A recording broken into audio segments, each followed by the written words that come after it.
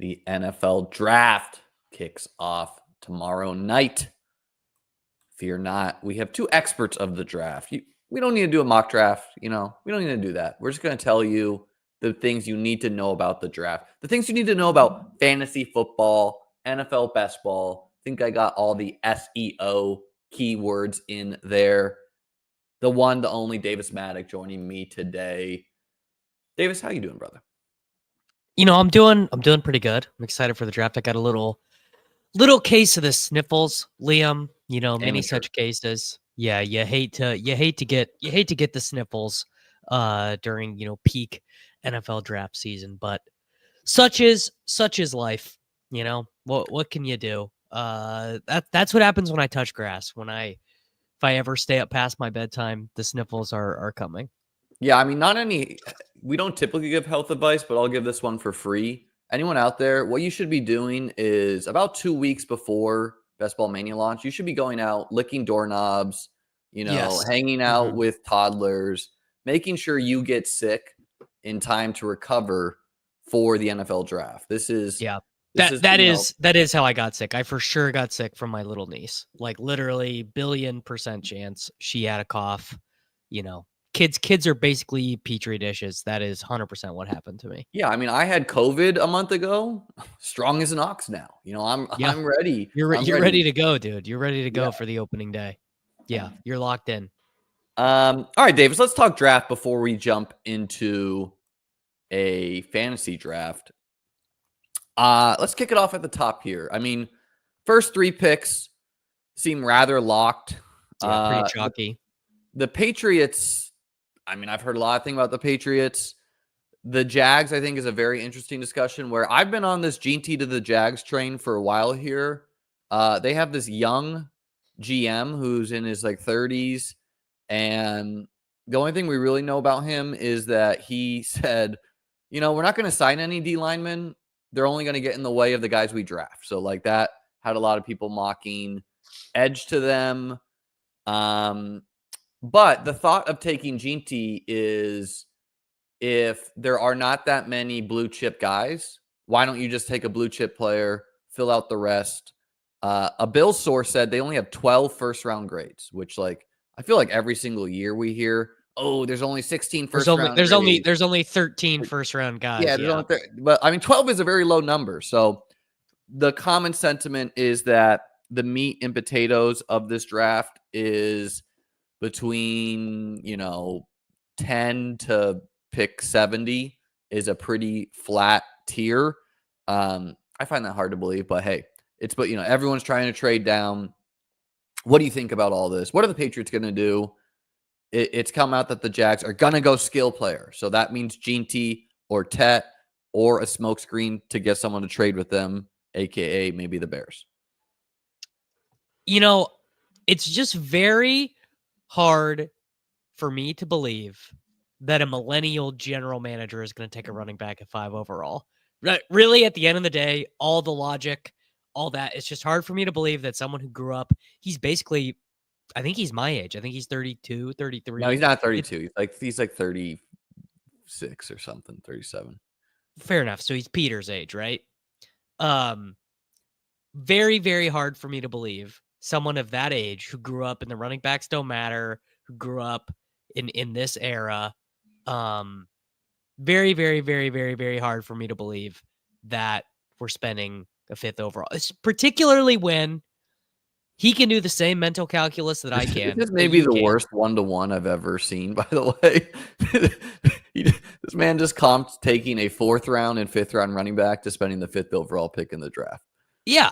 That I would say that lends more to maybe they want RJ Harvey, maybe they want Damian Martinez, maybe they want Kyle Manungai. Okay, Davis, put all that way. What was a big movie for the millennials? The Avengers. Take out your Thanos gauntlet. Who do you got on the gauntlet? I've never seen that movie. You got okay, well, hold with me because most people have. You got Trevor Lawrence as one of your stones. You got Brian Thomas as one of your stones. Nick was making the other point, by the way, that it's less Nick saying Kyron and Bucky, he's saying what I'm saying. Who's the last Infinity Stone? Tet McMillan. Ashton Tyler Jeanty. Warren.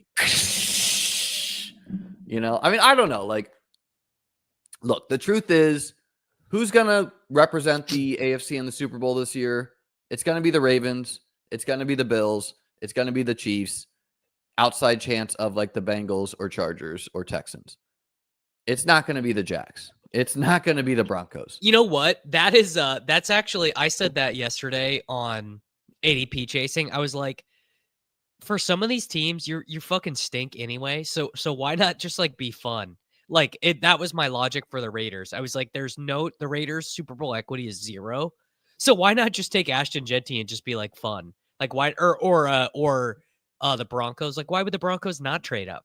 The Broncos are we could sim the 2025 NFL season. We could sim it out 1,000,000 times. The Broncos win the AFC West 0 times. So what's the point? What's the point? Just take Jeanty and be fun. I mean, yeah, like, look, if you're not a team with huge Super Bowl equity, build a strong offense, right? It's hard to play defense. It's hard to tackle Jeanty, right? So I don't know. I'm not typically with the like. I thought it was sharp of the Falcons to take Penix last year. I thought the messaging around it was weird, but I think the truth is they fell in love with him late, and that looks good right now. So retroactively, I would agree it's sharp, but the idiot part was the Cousins signing. Yeah, but and I said this at the time, like I liked this pick, and I thought the Gibbs pick was fine for the Lions as well, right? Now the Jaguars taking Jeanty is nothing like the Lions taking Gibbs in the sense that the Jaguars roster is not a complete roster, right? Like they have a lot of things to fix. But like I think what happened with the Falcons is they liked Kirk and they wanted to wash themselves of Desmond Ridder, and then they fell in love with Penix, right? So it's like, so be it, Okay, so I think the Jags do take Jeanty, or do you think this is all a smokescreen to trade down? Like they want to get a second from the Bears. Maybe they're considering it, yeah. But I think if you made me say one way or the other, yeah, I think it's more likely to be a smokescreen than to be reality. Not to say that it's impossible, but I would like. So like right now, I just looked this up on Gambly earlier. I think Jeanty is now the favorite to go to the Jags. Yeah, more so than the Raiders. Yeah, right now, player drafted 5th overall, Jeanty is -110. I would. So like, if you could bet that as a no, like if someplace offered, which I don't think you can find, but if you could bet no Jeanty at 5 at -110, I would take the no. Yeah, and you lose if the Jags do it, or if they trade with the Raiders / Bears / team that wants Jeanty. What about Tet? Set the line for over/under pick number for Tet McMillan, because it's 17.5 is his over/under. Okay, but what's the Davis over/under? I don't really care what the market over. I think the real over/under for him is probably 12.5, right? It's probably Cowboys, which is very bullish, right? This is a going at around pick 10 versus going around pick 20, a la Quentin Johnston. Like that matters a lot to me, at least. And the rub on Tet is like everyone loves him. He's just not fast enough, which is like big deal, I think the rub on Tet is just that it's not a good wide receiver class, and he's not even technically the best wide receiver. I think everyone thinks Travis Hunter is better than him, and we have been so blessed with rookie wide receivers. Like for like the last 5 years, there's been guys who are awesome, and Tet doesn't feel that awesome. Is really all it is. Tet is just kind of what he is he's kind of a player archetype that is not super popular anymore. Remember like Alshon Jeffrey and these guys that used to be. I watched very little college ball, but I saw the Moonball South Carolina game with him.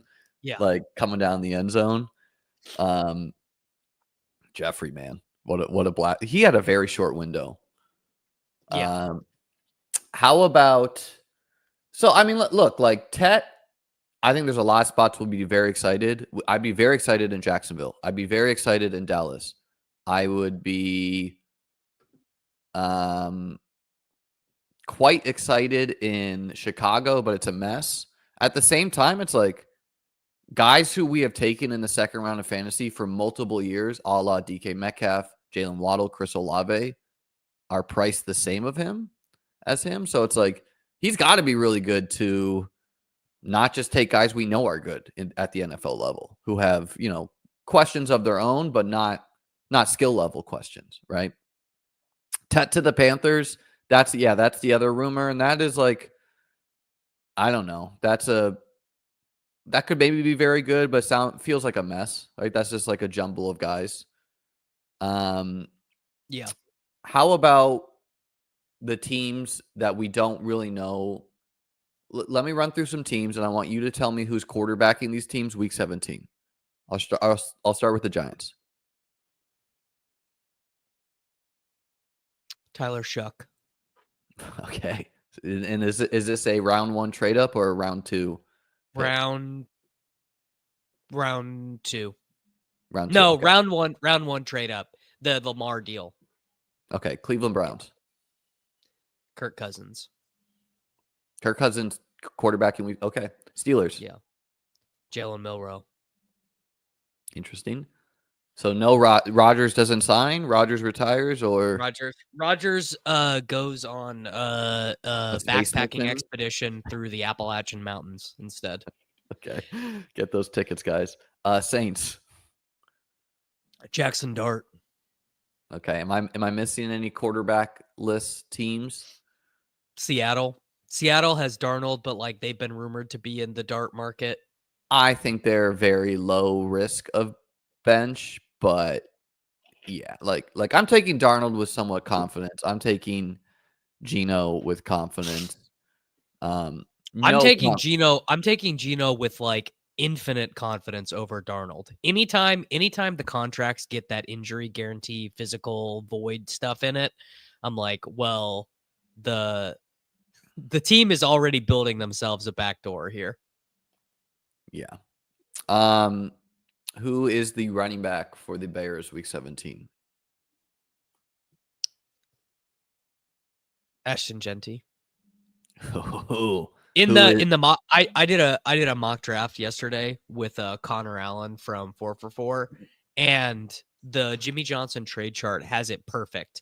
10 and 44 for 5 and like 108 coming back from the Jaguars is like a perfect fit on the Jimmy Johnson trade chart.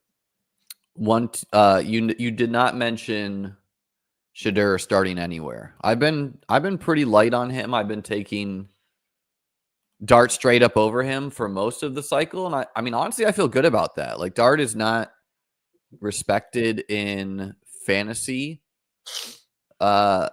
markets here, but they that's not what I want. I'll have to work that camera angle later. Is Shedeur starting this year?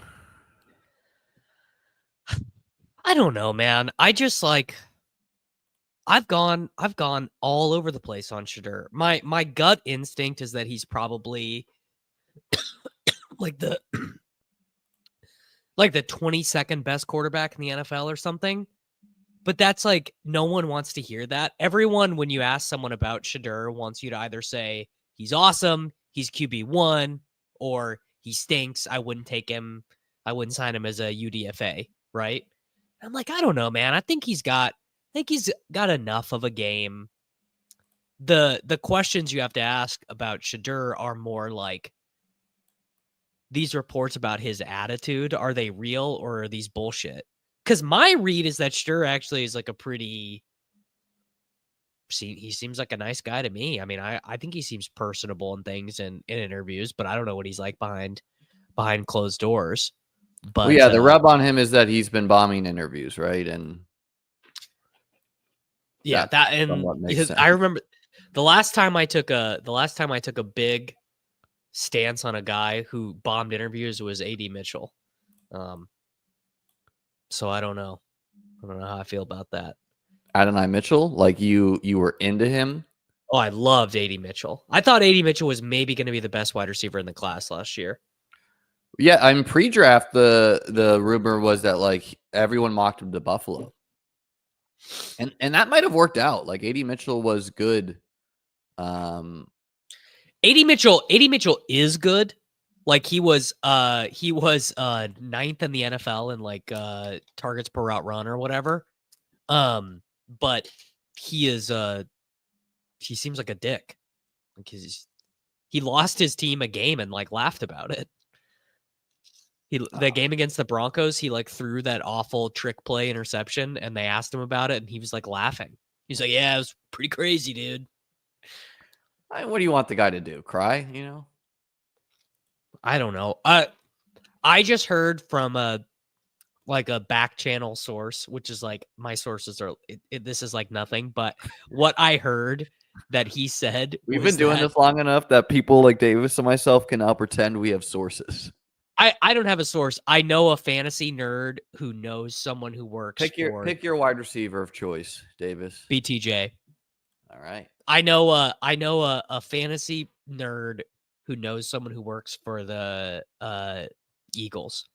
And what they said was that AD Mitchell was telling people, I taught George Pickens everything he knows, because they were teammates together for a year at Georgia. Yikes. Yeah. Which is just like, so like for a normal person, that would be put offing. But for me, I'm like, I love that. I want my dudes to have that comp. You know what I'm saying? Like, it's a yikes because that. Pickens is not really the guy you want to have been teaching, right? Like, yeah. Hey, I taught Jamar Chase everything he knows. Okay, man. Like, let's talk. George Pickens, I don't know. Let's talk pacing. How many drafts do you plan to do launch day of Best Ball Mania, which drops Monday, folks? Probably 3. I'll. Are you streaming all yours? I'm not going to stream all of them. I'm going to do what Peter does. You can stream like puppies and stuff, you know? Well, I'm going to broadcast all of them. So some of them will be recorded videos, like how like Peter like invites on like Corain or whatever, and then they record it and they do some editing or whatever. So I'll broadcast. So you'll never ever find yourself late at night watching a movie, just doing one on your phone. Probably not. Why wouldn't I just do a puppy or a golden or whatever? This is why I get in the finals, folks, and you know, like you got to capture all hours, Davis. There's no reason to content all 150. Like that is a very niche thing. Like, you rip a Best Ball Mania watch a movie. Who cares? Let's do Derrick Henry. I don't think I've taken him once. Sure. So better late than never. I actually, dude, I was having like, I'm a little sick right now and I couldn't sleep last night, and I was like, taking cough medicine and my brain is just like spinning. I was like trying to work up this like great idea for a giveaway. Like as a promotion for my channel, and it's not fully formed yet, but the idea for the giveaway is the person who finishes the highest in Best Ball Mania in a draft with me. Right. So like I'm streaming all my drafts, I'm recording all my drafts. And I would use like Paul's like Diablo 3's website, BBMDB, as a way to score it.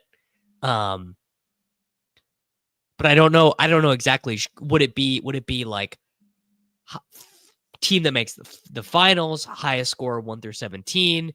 Do I count? We could count puppies. We could count puppies or goldens or whatever. And then I don't know. But something with that. I don't know. I just draft. Those are fun, right? Like I would just that's not my advice. I would not be doing only 3 on launch day. I'll probably be around 10. How many do you plan to have done by the end of May? I don't know. A lot. I'm gonna on on Wednesday. So we're no planning. We're just gonna do it raw. I mean, that's fine. I mean, my rough No guidelines planning. to folks is 25 or 50 early, right? 50 in the month of May, 50 between the months of June till August, and then 50 late. And if you want to, I mean, those are for people who max, so scale that down. If you're doing 10, that would be 3 early, 3 in the middle, 3 late. And that is with the idea that you're trying to capture the benefits of drafting early, you're trying to capture the benefits of drafting late, and you're trying to capture the benefits of drafting during this weird news cycle, which really the drafts between the months of like June 1st until August, until training camp kicks off, are all effectively the same unless you have someone tear their ACL or get arrested or etc. Like there's no news moving stuff where like late in the season you can get guys catch a preseason touchdown or you can get reporting, right? All of that. But yeah, that's roughly my advice. And you know, if a particular drafting window speaks to you, scale it that way. So if you think it's bad to draft early, do more late. If you think it's bad to draft late, do more early, right? But yeah, if I was forced to pick 1 month to 150, what month would you choose, Davis? September. I'd pick May. Yeah, max information. I'd pick May. May would be, I would say May. I would say September or May. Yeah. With June, July, and like August probably the worst. Yeah, I don't know. Like August, you can get ahead of news sometimes, but what happened last year is we were coming off a season where it was like historically good season to draft late, and so everyone was like, "Oh, you're a donkey if you draft early." Like I'm gonna get Kyron Williams again and Tank Dell and Puka Nacua, and it's like, hello, those don't exist every year. That was an anomaly. Yes, 100%. Yeah, but that's not things people really consider. They're just like, oh no, blah blah blah. Rice or Evans? Take your pick, but I mean those would definitely be the guys I would pick. I'll pick Evans. I've just been trying. You got a body type match in when you're drafting. Well, I've been trying to take more Evans just because I'm super light on him because I'm so heavy on Worthy. Yeah, and that's very risky, right? Like just taking any huge stand here is quite risky in the sense that any of these guys can bury you. And you could be right? Like you could have the Worthy could be the nuts, but I would prefer, like, if Rice was healthy and had no suspension concerns, I would easily prefer him straight up over Worthy. Yeah, I wouldn't. I'd have to think about it more, but I get it. I get the thought process. Worthy just has, I think, more. He's got the Marvin Mims, dude. You know, he's got the 70-yard touchdowns in his range. Rice is all, you know, volume based. I also didn't think Rice was a very good prospect. I mean, brother, that ship has sailed. If you want to be a prospect truther on Rice, that was the rub on him. I remember that. I was like, hey, guy's fast, runs a fast 3-cone on the Chiefs. Sure. But you know, I remember that sentiment with him. What's your vibe on the Rice, the Addisons of the world? Are they going to get suspended? Like, what's your intuition there? It sounds like the most recent thing that I read on Rice was that it's such a complex thing, and obviously his lawyers are so good that it might get delayed even until next season. Yeah, and that's good. That's good if true. Yeah. Jameson Williams. There's been rumors. I doubt these are real, but that they could trade him. Makes no sense for them to trade him. Yeah. We're gonna do Cook.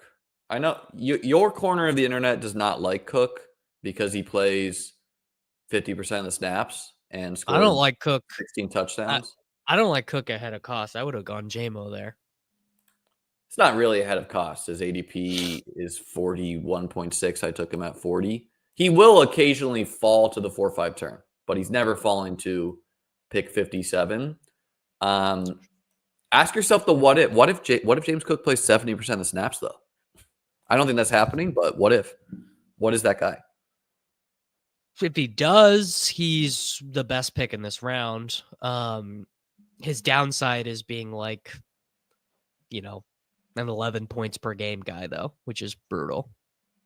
I think his downside, like his real downside, is like he fools himself that he is the GOAT in the NFL and he actually holds out. Yeah. But like that's not gonna happen. mean, so like just to provide context of who James Cook was last year, he actually averaged fewer yards per game last year than he did the year before. It truly was all touchdowns. And that, yeah, he averaged. I appreciate your logic of like, what if Josh Allen scores less? But they have not shown a real desire to make him a workhorse.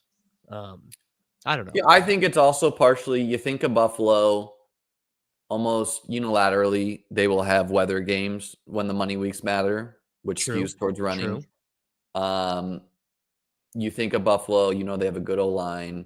They're going to average around 30 points per game with Josh Allen because that's just what they do.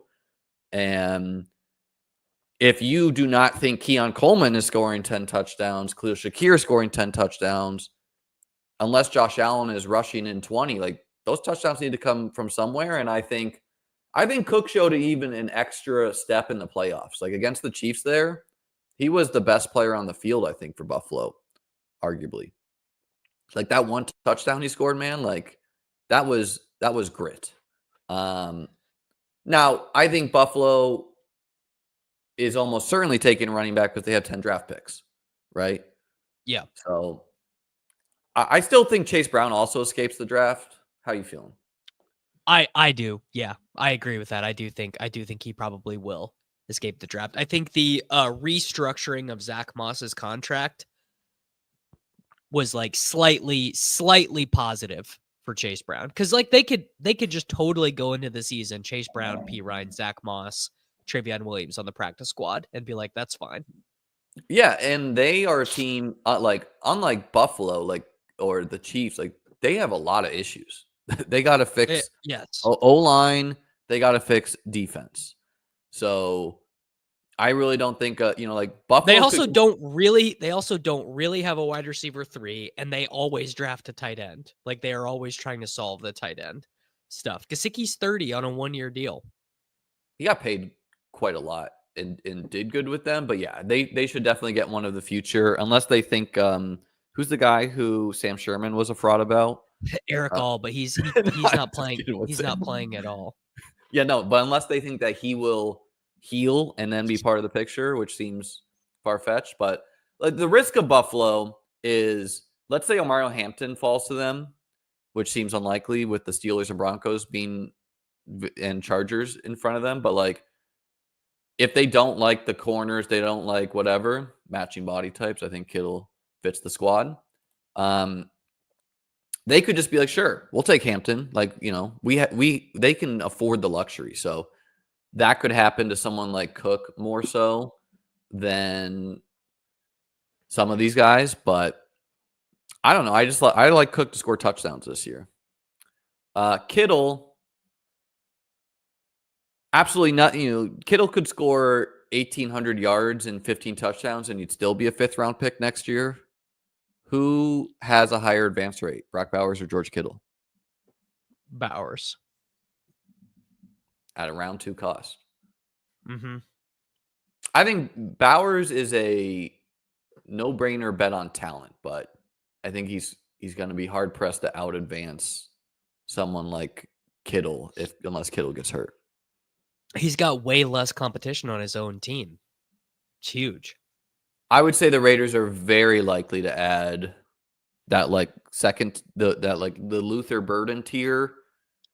Trey Harris. Yeah.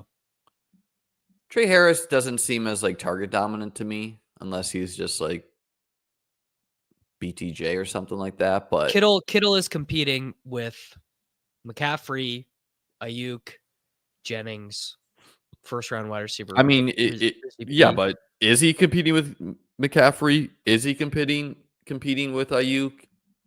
Is Pearsall that good? Like, is Jennings a mirage? Like, you can poke holes in every single 49er right now. Sure. You could also poke holes in Kittle. He's 31.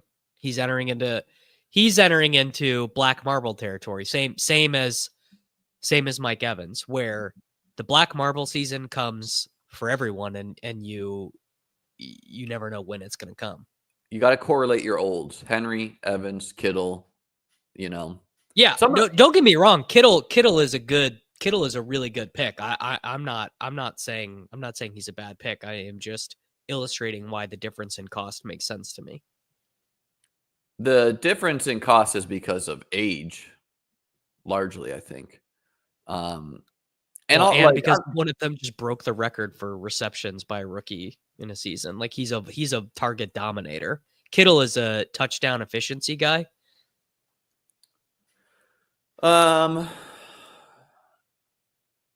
feel like I should do a Debo pick with you. I don't have a lot of Debo. I'm not drafting wide receiver 34 Debo. This is a crazy price. You're out on that. Yeah, I have Pearsall ranked ahead of him. All right, we're gonna do it anyways. Davis doesn't want to do it, but the thing about the Commanders is they have 5 draft picks. And they have a bad defense. And their O-line's not that special either. So I don't take a lot of Debo because he has downside, but he also has upside. So you gotta just risk your team sometimes and roll the dice on guys who can score 35 points in a given week. Who do you like to eclipse 30 points more? Debo or Jerry Jeudy? Oh, Debo. I think I have Jeudy ranked in the 80s in my stuff. Jeudy with Travis Hunter on the team becomes like a 0. Like I am not interested in him at all. Yeah, I don't know. Like Hunter landing next to Jeudy definitely takes some away from Jeudy, but it will depend who the quarterback is. I think Jerry Jeudy, coming off a season where he had 1,200 yards and only 4 touchdowns, he's not going to go to 600 yards. He'll be probably around 1,000 yards, assuming they have a quarterback that can throw the ball, 6 or so touchdowns. Could help Jeudy, And Cedric Tillman's a question there. So I don't know. It's hard to stack, which is part of the equation, but I take Jeudy still. I don't take Jeudy or Debo really at all. I'm open to changing my mind, but I guess the thing that is just interesting to me is that Jeudy will be 30 picks cheaper in 6 days, when Travis Hunter's name says CLE next to him. That could be true and also not matter at all for big board drafts because that's not his ADP right now. Right? So CLV of big board to BBM is not quite the same thing as CLV in the same contest. Now, these are independent results, but I'm saying I just don't have him ranked here. I think this is a bad price for him. I like the guys who go after him. The way I see it is the Olave plus tier, which I don't include Ridley in. So Olave, Godwin, Waddle, Addison. These guys are significantly better picks than this next tier, but this tier is very flat. Going from agreed. And I'll just exclude Hunter. Going from Jennings down to Shakir Myers. I wholly agree. Yeah, that's the same tier. Accurate. And a lot of drafts I want to be getting 2 of them. So I don't really care who it is, like I want to be mixing and matching those combos. So Judy and blank, Jennings and blank, Reed and blank. But yeah, I think we're embracing some risk on this. Henry, Evans, Kittle, Debo. And of course, the number one correlation between fantasy points year to year is simply what did you do last year?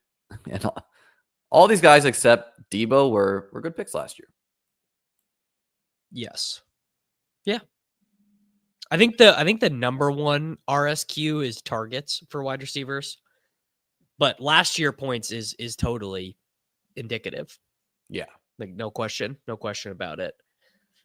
I got Ayuk at pick 95 for yesterday. For this team, it's probably Ayuk though, because we already have Kittle. I think it's Pickens because you play the ADP. I think we'll just play the ADP here. Pickens or Myers. Myers comboed with Kittle is somewhat a logical combo. In Why? the sense that you don't have Bowers, so you might as well. Sure. Yeah. Yeah. You might as well pair the guy who's competing with targets with Bowers. Yeah. And again, Pickens, we're body type matching here. Pickens, Evans, Brian Thomas, like big dudes score touchdowns. Debo's not really in that group, but he's big for different reasons. He used to be. Debo used to be a grown ass man. Then he got pneumonia. No, he's still a grown man, but he was never like a Moss-U guy. He was like a muscle hamster.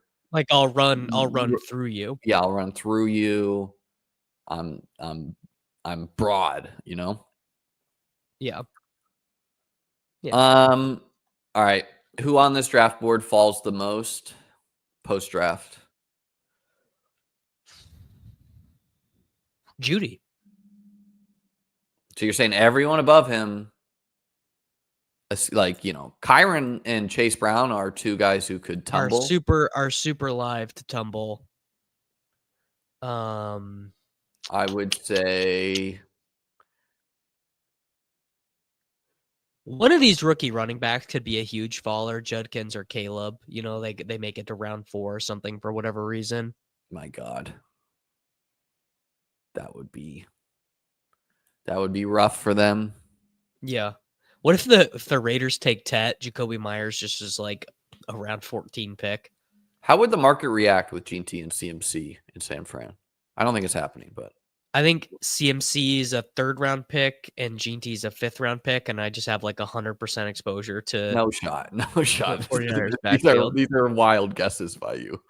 All right, I don't usually take Baker in this range, but you know, we got the touchdown guy. Might as well go for the touchdown quarterback.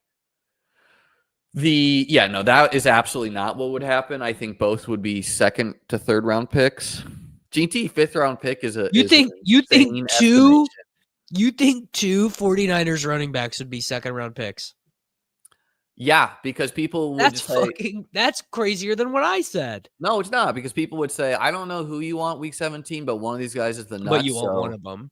And so I'm going to take him in this one. I'm going to take him in this one. Like, in no universe are people taking Josh Jacobs 2 rounds ahead of Ashton Jeanty ever. Doesn't matter.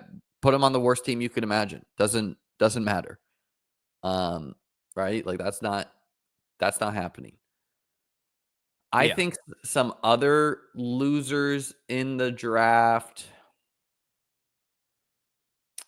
the running backs mostly. Tet falls out of the 1st. I guess he could be a loser. You could see Joe Mixon being a bit of a loser. Mixon could be a huge faller if they take a guy. I could see if like people don't like where Tyreek Hill's traded to. Maybe no, he would only be traded somewhere because he makes a crazy amount of money. Yeah.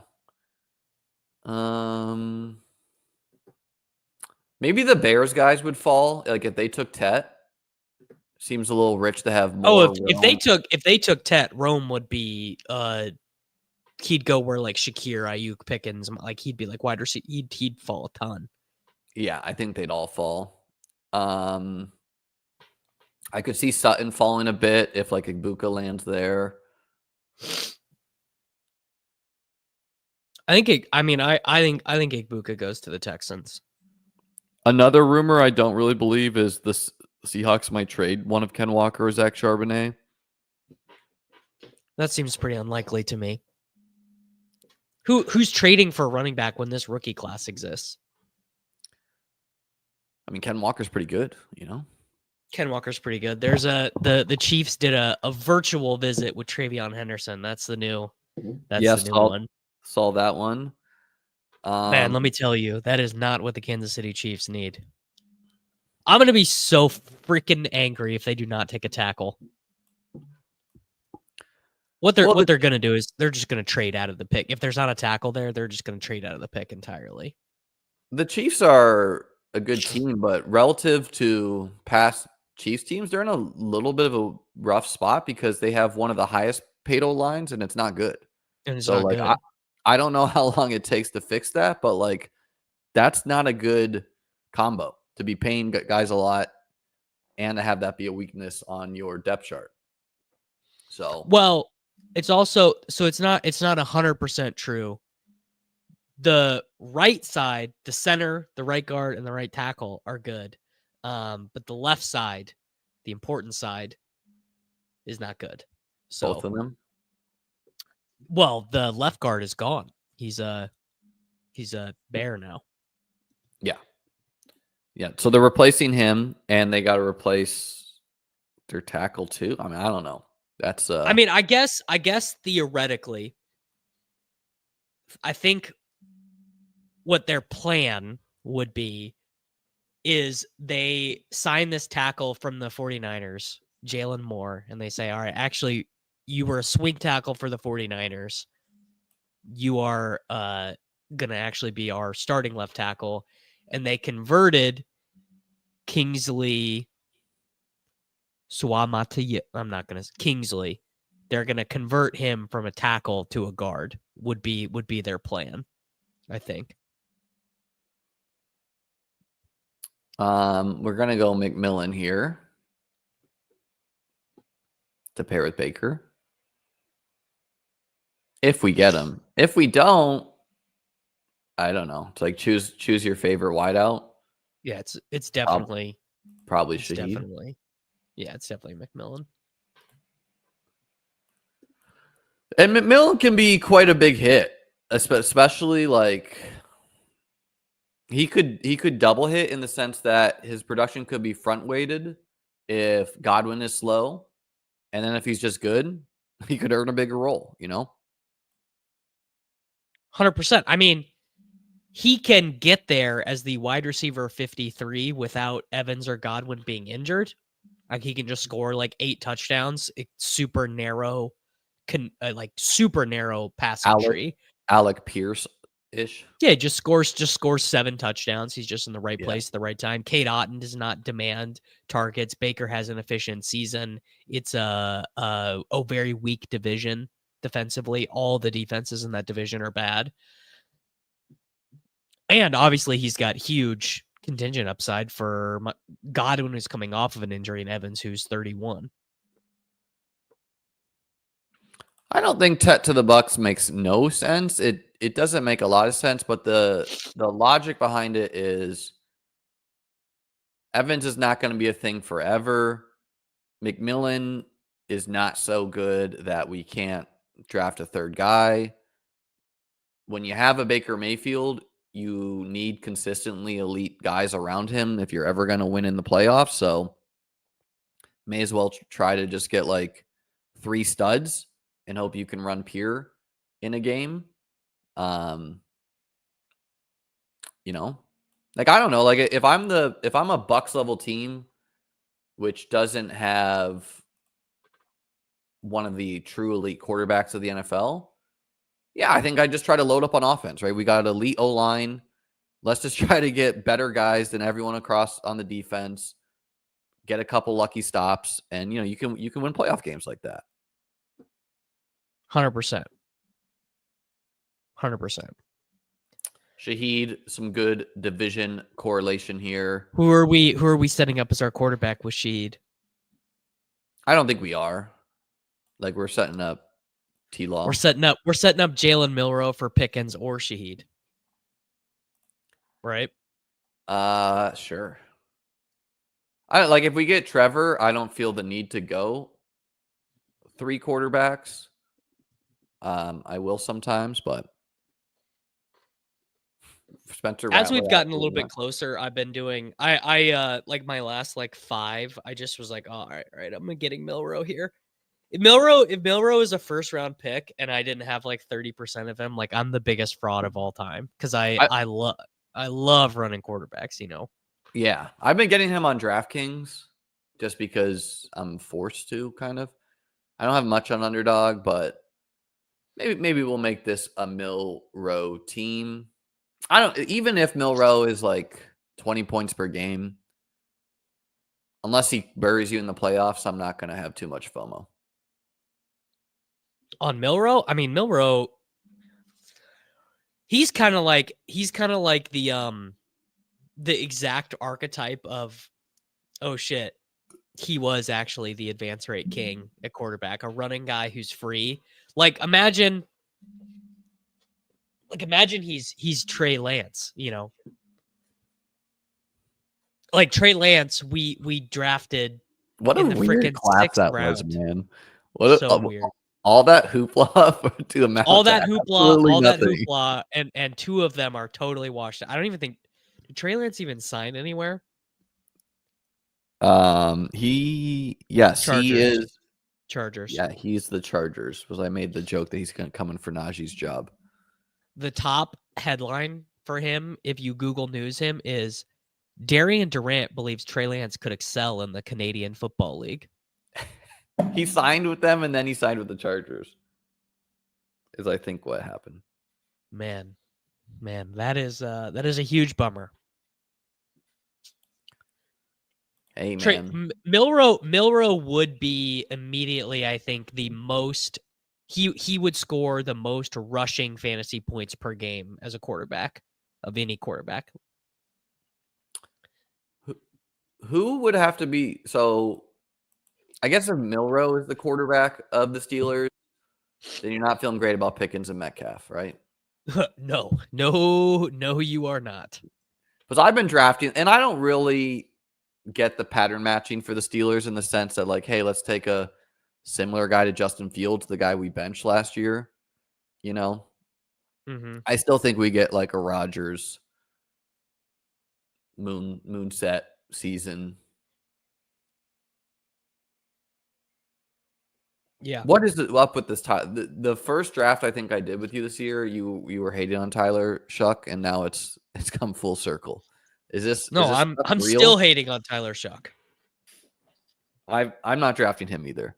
I am not drafting on Tyler Shuck. Now, I'm in a couple dynasty rookie drafts right now, and I've got he's literally in my queue to take him as a 3rd round pick or whatever. But I just simply do not get it. I simply do not understand the Tyler Shuck stuff in any way, shape, or form. Some of these teams need to just sell hope. And you can't really sell hope with like old dudes, you know? True.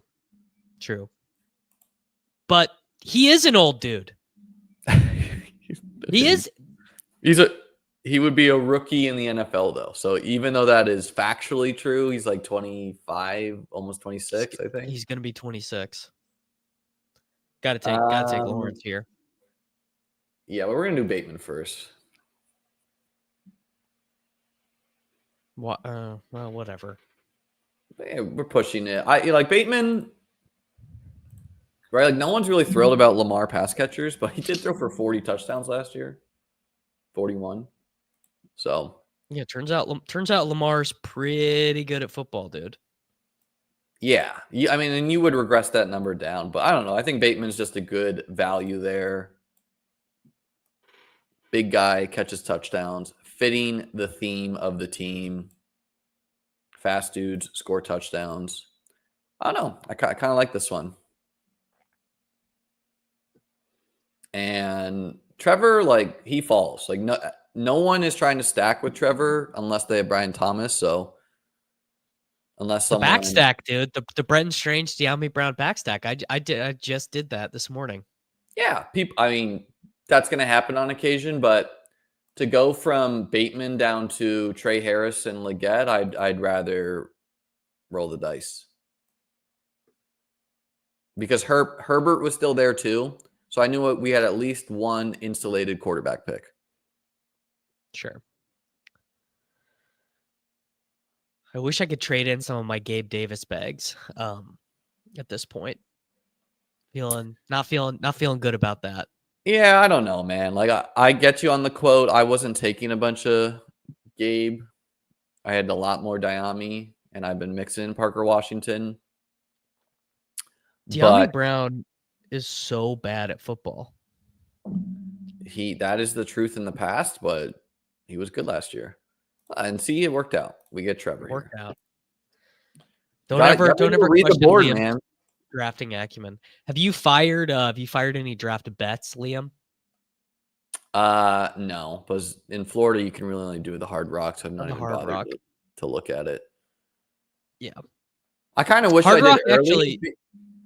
Hard Rock actually, I was just looking on Gambly. They actually have the best prices. On a couple. I'm sure they do, but it feels like you hit one pick and they just limit you, and then there's no other books, So it's like, yeah, you could if I had done it, I think a bet I would have done was Jeanty at pick 5 early in the draft cycle. Yep. Yeah. Too late now, but now you would be better off betting someone else at 5, betting Mason Graham at 5 or whatever. Yeah, maybe you could just try to fight the late news, which I feel like in past years, late news has been pretty poor as far as like what actually happens, right? What comes to mind for you? Honestly, it's hard for me to remember late news. What I will say is we got NFL, like Will Levis was like the betting favorite to go 1 second or something like that. You know what's funny though? I actually made money on that because I didn't bet it to go at 2 or whatever the pick was. I bet him to go exactly to the Titans. Nice. Seems like a crazy bet to nail. The issue with NFL draft betting now is that it's a snake eating its own tail. So the rumors feed the odds, and then the odds just shift dramatically, like right away. So the profitable way to bet the NFL draft now is long shots just to build a portfolio. Dude, you called Keon to the Bills last year. You should have been betting that one. I think I tried, and I remember because I live in a non-betting state, so I have to drive to go do it, or do an offshore or whatever. And I just didn't have it available. But Keon Coleman was always going to be a Bill. He was the most. It seems like the Bills want to get someone fast, so I don't know who that is. You know what the Bills should do? The Bills should pull the Chiefs and say, we don't care if a guy's a bad guy. We're going to spend a 5th round pick on Isaiah Bond. I could see that. I could see that, like, if Golden goes to 20, I could see them trading up and being like, or Tet. Tet's not fast though, But I think they have real. Fast, yeah. I mean, every GM's got to be kicking themselves about not trading up for Brian Thomas Jr., right? Yeah. If people knew how good Brian Thomas Jr. was his rookie year, where does he go in the draft? Like 5th last year? Yeah, he definitely goes ahead of Marvin Harrison, right? Yeah. You do any Albatross best balls? I did like 3, and I don't think any of them advanced. Ouch. I don't know how it was a good Masters. It was a good Masters for me though. I won the Calcutta. I won the Calcutta. And going into Sunday morning, my bets were Bryson, Connors, and Lowry. So 3 of the top 5 guys were on my card. So it was basically like either I was going to win the Calcutta or I was going to win my outrights. So it went pretty well. Rachaad White could be a mega value. Could lose his job too, but I mean, Bucky rolls his ankle. Was RJ Harvey gone? He probably was. No, he went next. But I think stacking White with Baker is preferable. Because everyone loves Harvey, everyone loves Giddens. I don't know. Not all these guys are going to get the draft capital people want.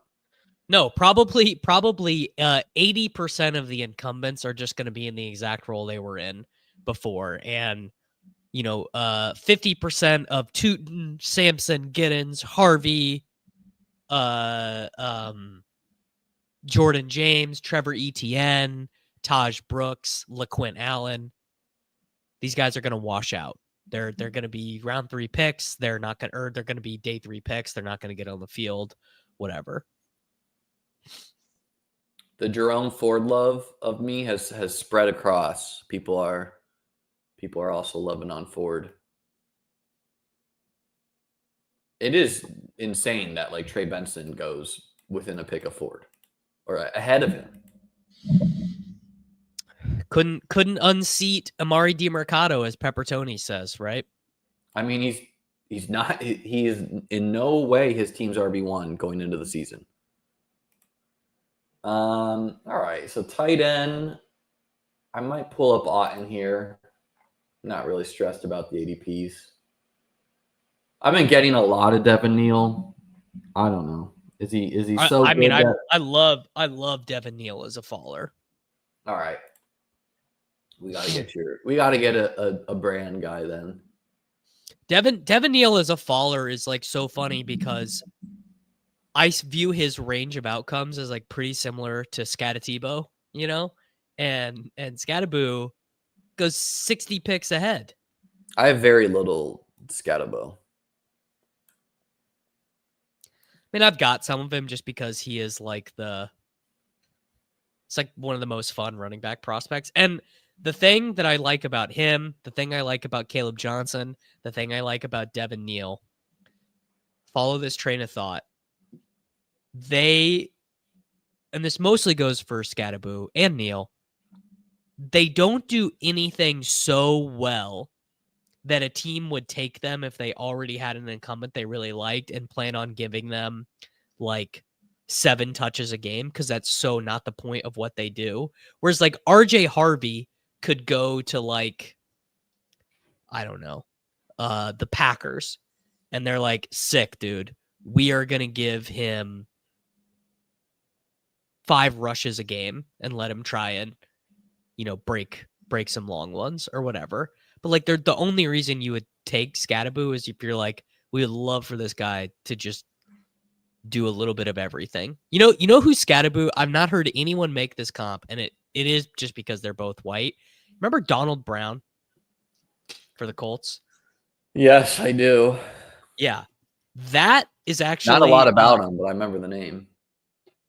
He had a couple seasons where he racked up like 150 touches. He was a good pass protection back. He had 8 touchdowns in 1 year. Like, he was just like a pretty, yes, the goddamn it Donald clip. He was just like a pretty cromulent NFL running back. And I could see that. I could see that being the Scattaboo role. We'll see. I'm just excited for the draft to get here. Really, I would say, okay, if any running back goes round 4 or above, I'll have interest. Are you going to be windmilling it in on round 5 rookies?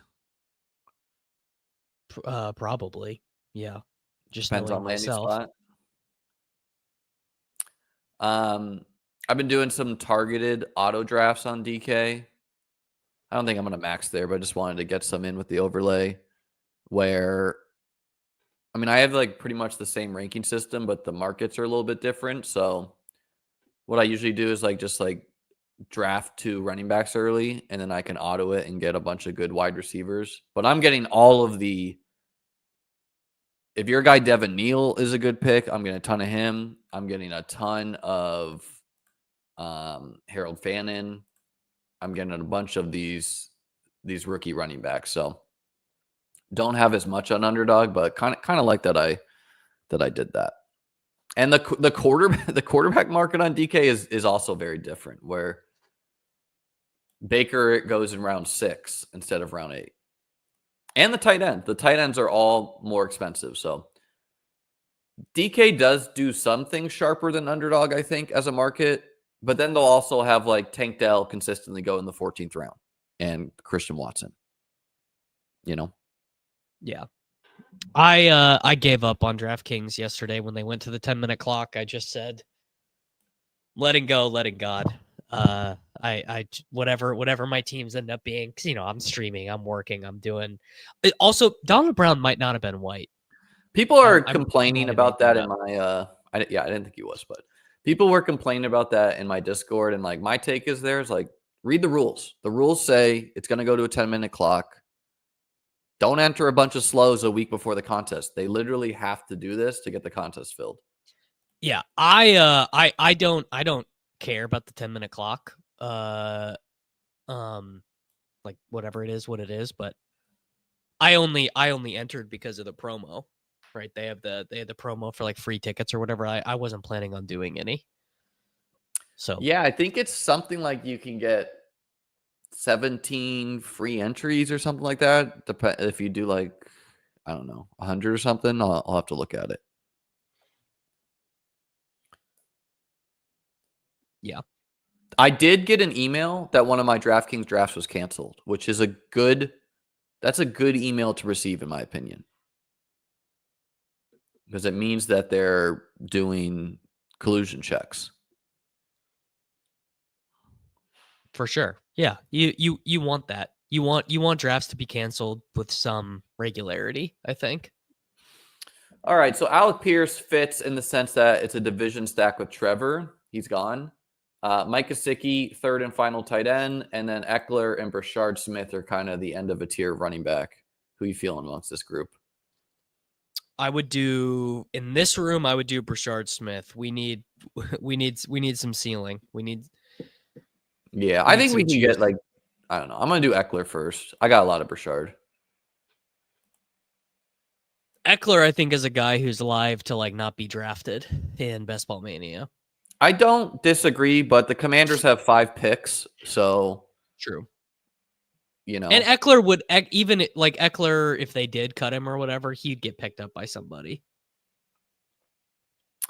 He also just like does what he does. Like he's a pretty good pass catching running back. He's fun. He averaged like 10 points per game last year. He got hurt. I think he fits the system. I like Brashard Smith's mystery box upside, but I think, for kind of a thin running back room, like Henry and Cook are going to be giving us points, but I think he fits. And I don't know. I feel like decently good about this wide receiver room, assuming that we get some production from like McMillan, Shaheed, Bateman. Which we should. Yeah. There's probably an edge right now. People are the draft is in 24 hours, People are like so jazzed for the rookies right now. Kyle Williams, 15th round pick, Yeah, which that doesn't, going from the 20th to the 15th round is not cost prohibitive to me. No, not a big deal at all. But the only thing, like, I had a ton of Hunter and I just refused to take him now. So if Hunter's the guy you need this year, all these teams are dead. And I will be fixing that for Best Ball Mania, but it's just when I'm taking Hunter at pick 100 at a high volume, like why would I be the guy taking him in the 6th round? Right. A lot of olds on this team, Liam. We drifted old. Yeah, we correlate our old. I mean, look, not everyone. Henry old, Eckler old, Evans old, Debo old, Kittle. Yeah. Everyone else is relatively young. I mean, obviously I just go the other way. I know, like, I don't expect to have, like, I guess more of my big board teams are going to be dead than the average person's, because I'm just trying to hit that nutted combo of Bucky Irving, Brian Thomas Jr., Jalen McMillan, Brock like, you know what I'm saying? Like, hitting the all rookie parlay. And I have drafts like that too, where I just take a bunch of rookies, but it's not the optimal way to play the contest. What, to just do what you're doing, you're saying? Yeah. Like, I'm just yeah. And the other thing is I don't think it's that unique, because you have people like you and others who say this, and then other people listen to this and they're like, I should do that too. So there's like 2 to 4 guys in every draft just trying to load up on every rookie. Right. And so I feel fine just taking guys who I'm like, I think this guy's a good pick this year. He's not a rookie. And then mixing in rookies, right? Like, because, okay, maybe we have like 7 rookies who break fantasy this year, but I mean, how many rookies would you set the line at of averaging over 10 points per game from week 15 on?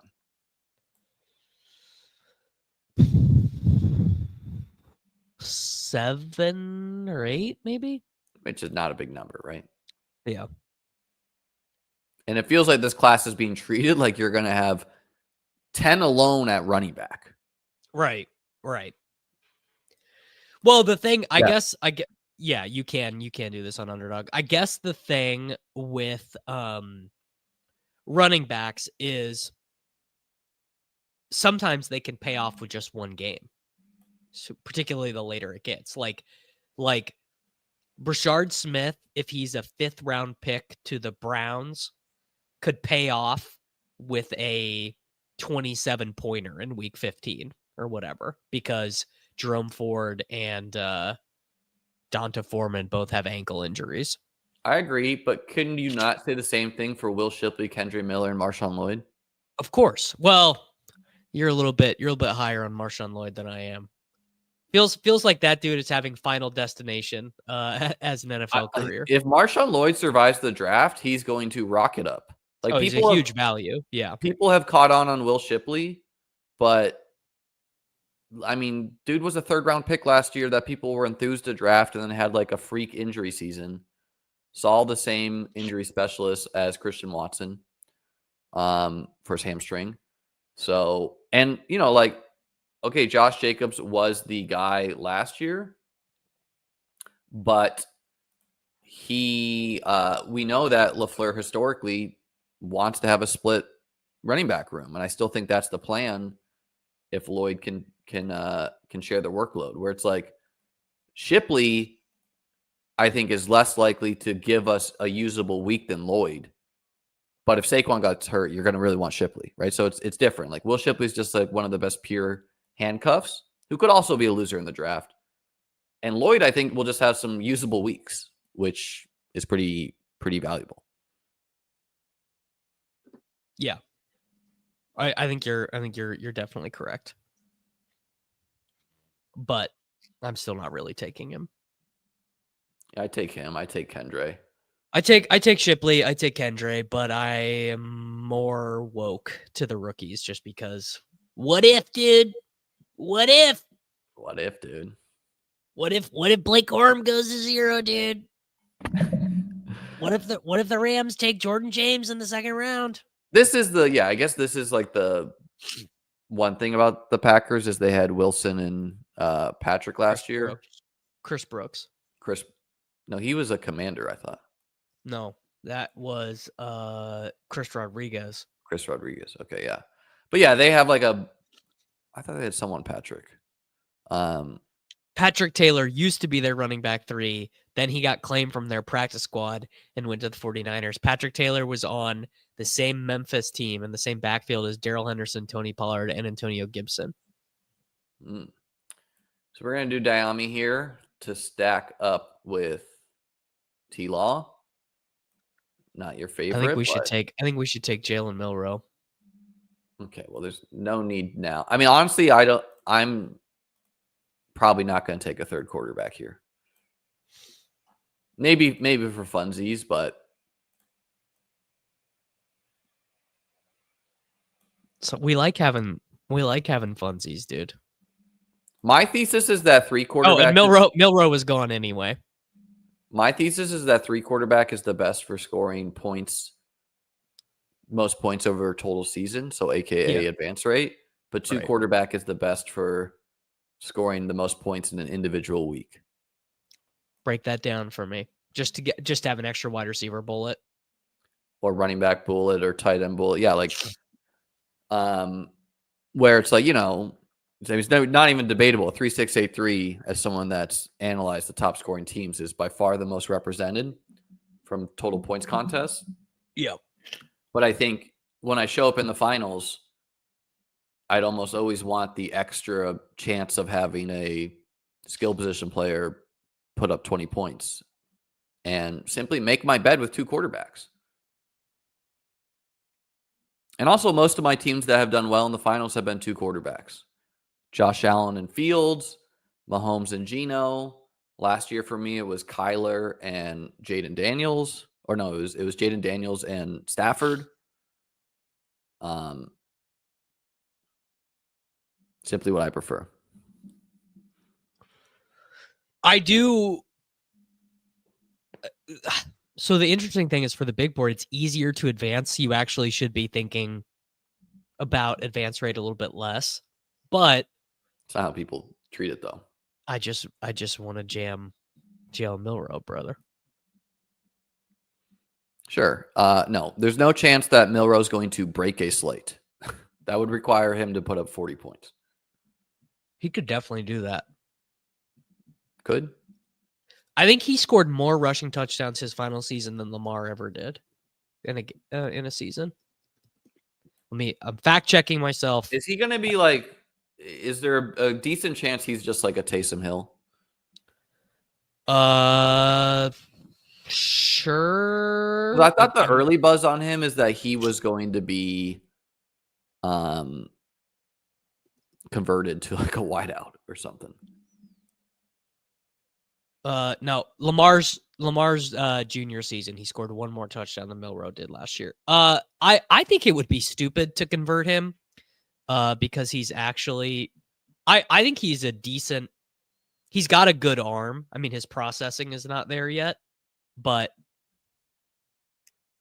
I don't know, man. I think that I like to buy that archetype of player when it's cheap, right? He's the Trey Lance, Anthony Richardson, Justin Fields archetype. Questionable passer, better physical tools than those guys, honestly. So if he gets round 3 draft capital, no more discussion of him, or yeah, done, over. Well, right. If the Cleveland Browns quarterback room is Joe Flacco, Kenny Pickett, and Jalen Milroe, sure. Yeah, that's but if he gets drafted by Giants, Giants, I'm out. Russ is competent enough. And apparently Jackson Dart is Daboll's guy. Yeah. Yeah, we'll see about that. Milroe was invited to the draft, correct? Yes, and he's the only one that's going. So Shadur and Dart were invited, but are not going. I hope this isn't like a cruel ploy where he does go really late. So apparently, according to the reporting, round 1, he's a great pick. Yes, absolutely. According to the reporting, and you never know with these reports, the NFL is actively trying to avoid another Will Levis situation where he just is like sadly sitting there watching. I don't buy that. That's what the reporting was. Second. But like, where's the logic in that? That makes good TV. We're talking about the NFL who, like, when they show players drafted, they like to show like mother was a drug addict, or, you know, like I think they're totally irrelevant to football at all. They're just like, you know, Goldfish was hit by a truck. Just like very sad news. Like, I don't know. I think Travis, the ESPN is going to have a freaking field day. Travis Hunter's dad is getting to leave like house arrest to come be with him. Like it's gonna be unbelievable, the melodrama. Yeah, I think people like showing the Aaron Rodgers sliding in the draft. They're just showing someone have to deal with the emotions of that and the drama of that. That gets people talking. And so no, I don't buy that. Maybe that's their messaging to get someone to come that maybe shouldn't come. But it just seems pretty late in the draft cycle for all this Milroe hype. I know you're prone to him because he's a rushing quarterback. I am prone to him because I'm also prone to him. If he goes first round, he is going to go first round and not blocked for starting. Like, he's going to go in this. He's going to go where Fields goes. Yeah. What if he's drafted to the Jets in round 2? How are you feeling about that? Oh, bad.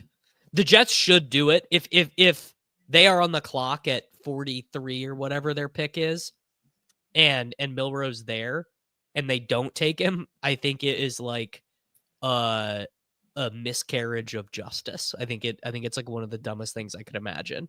If he goes to the Jets, I could see myself combining them, Fields and Milroe. Yeah. I still watch the draft on ESPN. How about you? Yeah. Hundo P. Yeah, some people don't. I have it up on my phone, and then I watch the ship chasing stream.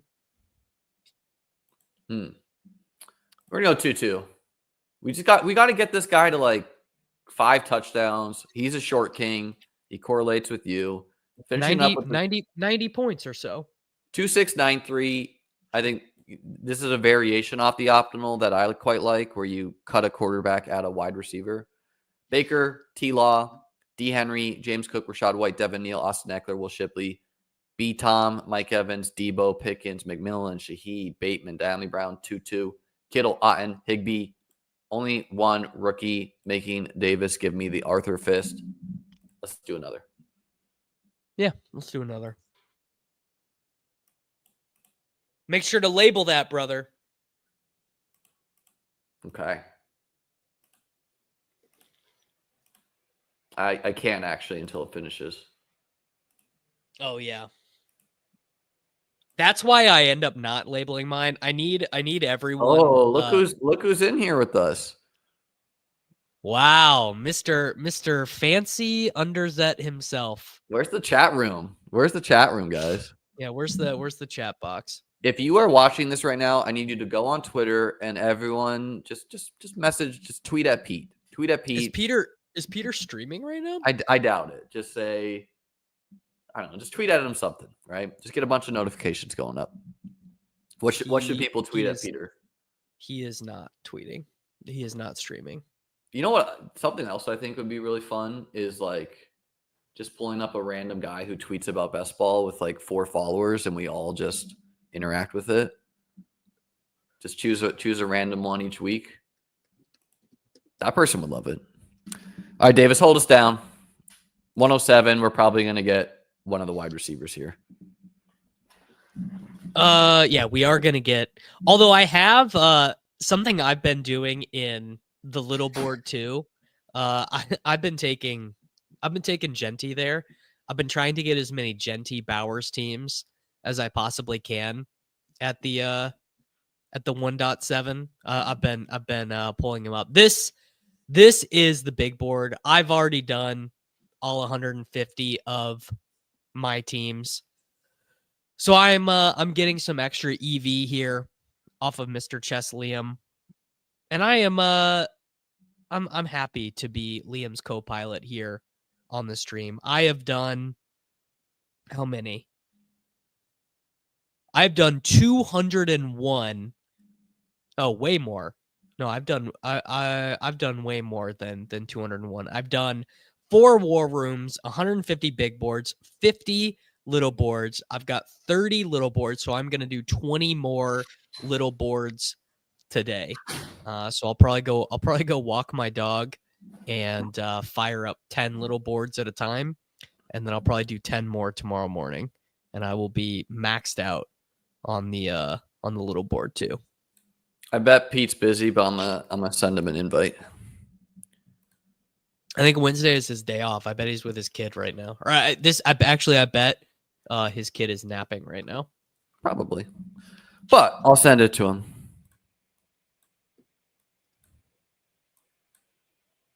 You never know.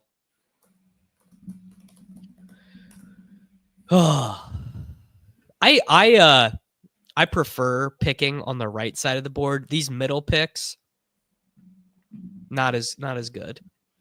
I love being able to get Jeanty. I love being able to get Bowers, and I'm also kind of woke to Christian McCaffrey. We got the report yesterday. No limitations on McCaffrey. No limitations on McCaffrey. I kind of think that's a big deal. Yeah, and it's kind of just surprising to hear that news in April, May, but right. It's a nice one. Well, like, I've been saying this the whole time, but like, imagine what is going to happen if he plays. I was gonna mention this. Were you on this? And I think you were walking your dog. I did. I came on. I was walking my dog, and you sent me the invite, and I hopped in. It was like Silva was on there randomly. Yeah. How did that all come together? Well, I used to stream all the time with like Pat and you. I think you guys were like my two most common guests, and I think Pat and I were gonna go live or something, and then Dalvin Cook signed with the Jets, and I just started firing off invites to like Daigle. I think I invited Jacob. I just invited like a bunch of people. And then all of a sudden we had like 12 people on discussing Dalvin Cook. I don't think who do you want to go here? AJ Brown. Let's do a weirdo team. Let's do McBride. Let's just do a weirdo team. Sure. I mean, I do this sometimes because these two guys are in my finals teams, gotta stay loyal, and they play in the same division, and they're correlated at a very low amount. Yes. Love doing that stuff. Back to McCaffrey though. Like, what if this dude plays in a preseason game? Like, I've been saying this for weeks now. Like, he catches like a 13-yard screen pass in a preseason game, scampers, gets out of bounds, and like flips the ball to the ref. And then is like, all right, good to go. Like, isn't he gonna end up going in like ahead of Gibbs and Bijan? No. There's nothing he could do to go ahead of those guys because people don't forget, Davis. They do not forget. They have been burned. I don't know, man. It's like it's hard not to like a lot of these guys, right? Like, I feel like people are just a little bit bored of the CD Lamb to Malik Neighbors tier, where every single one of these guys could be wide receiver 1 in football. CMC could be RB1. Jeanty, I could see slotting beside Gibbs, depending on landing spot. Achane, what if Achane is just, more efficient, better offense paired with his volume? I get him a lot. If you get, you want to talk about a guy who could break fantasy. Achane getting his workload from last year with even half of his efficiency as a rookie. Yes. Like, the Dolphins fix their offensive line. If the Dolphins are like a 9-win, 10-win team with the 16th best offensive line in football, Achane could we're talking about a dude who could score 400 points, who could go like full Alvin Kamara level. Like, it could be nuts. I have a lot of Achane. Just my preferred bet over a guy like Henry. I definitely like Achane more than Henry, but I do have McCaffrey ranked ahead of Achane now. I have them ranked next to each other, and I typically mix it, CMC and Achane. The 49ers lost a lot of talent, Yeah, they kind of did the Bills thing where they said, I don't think it's the same thing because the guys who left them got paid. The Bills? You know what I mean? No, the 49ers. Like the 49ers lost a lot of people that people Yeah, wanted. they lost a lot of good players. The Bills lost Gabe Davis. They lost Jordan Poyer. They lost Micah Hyde, who retired. They lost Trey Wright, who's back with them and wasn't like they lost a lot of old dudes. The 49ers just kind of like were forced to do a soft reset. Like I think it was kind of overblown, the Bills rebuild. It was super overblown actually. They lost like some dudes who were like key to like the 2019 season, you know? Yeah. Yeah. I mean, they're kind of in like actually, you know what they're kind of doing the Saints thing. They're eating their medicine this year because they're about to have to pay Purdy. The Niners, yeah. I also like think the Niners and the Dolphins are somewhat similar where both of them went somewhat all in and both are having to deal with the cost of doing that and not reaching the Super Bowl. Yeah. Should we set up the Kyler double? Yeah, I love this. I love this play. I mean, Rashi, I think, would be fine too. McLaurin would be fine there. Yeah. Marvin Harrison, wide receiver 5 on the season, and people are going to be freaking the F out. Yeah, you know what's funny is them taking a wide receiver early, like second round, could actually be bullish because it would allow him open up the field a little bit. Well, let him kick into the slot. Let him be a power slot, you know. Which is I don't know. It's like Kyler's best days definitely seem in his past. Like one guy asked me on stream, like, couldn't Kyler be QB3? And it's like, dude, I want to believe that. Yeah, I want to believe, but I don't believe. Yeah, like I don't really know what's going on. I think injuries is a combo there. Wow. Peter hosting you with your own petard, taking Worthy. I've got a lot of this exact start. Neighbors, A-Chain Worthy. Don't dupe me, dude. Dude, please don't dupe me. Yeah, I think creating the unique combos is like, guys, if you feel like you're drafting the same teams or you keep on hammering on the rookies, please, for the love of God, at least give yourself a unique combo at the top. I mean, there are a lot of ways to get unique combos. Sure. Anything can win, but I think what is likely to be getting your money in good is a unique combo. Are we going to take Chase Brown here?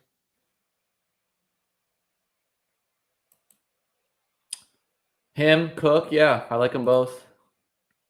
We took Cook last time. Let's take Chase Brown this time. Could do Hampton too. I'll do Hampton. I don't know.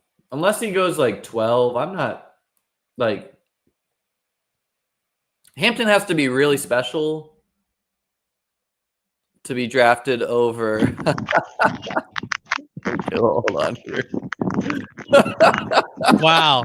Look at this rucksacking young man. Wow, dude. Streaming on the phone. I didn't even know you could do that, Pete. Yeah, you learning all of the hip technologies 3 years late is pretty on brand. If you guys can't see this, but Pete's thing says Liam's chess student. I think the flip has happened. It used to be you were my chess coach, but now I think it's I'm your chess student. I think the flippening has happened. I think I have like the title bars off, but I don't know how to turn it on right now. So, Pete, how you doing? NFL Draft Insider calling into the show to give us some draft hot takes. Pete, take it away. What are the Jags doing at the top of the draft? No, man, boots on the ground. I'm walking through the neighborhoods in New England, not too far from Foxborough. I'm hearing like all these whispers of trade ups for Jeanty just kind of flowing out from these houses now. So yeah, I mean it's electric here in New England. It makes a lot of sense. You know, Mike Vrabel, Derrick Henry, the one that got away. Gotta go Jeanty here. Yeah, will you tell me when I'm in the clock in this draft, by the way? Because now that I'm on StreamYard, I'm not going to know. I will. You're safe because you're on our outside corner.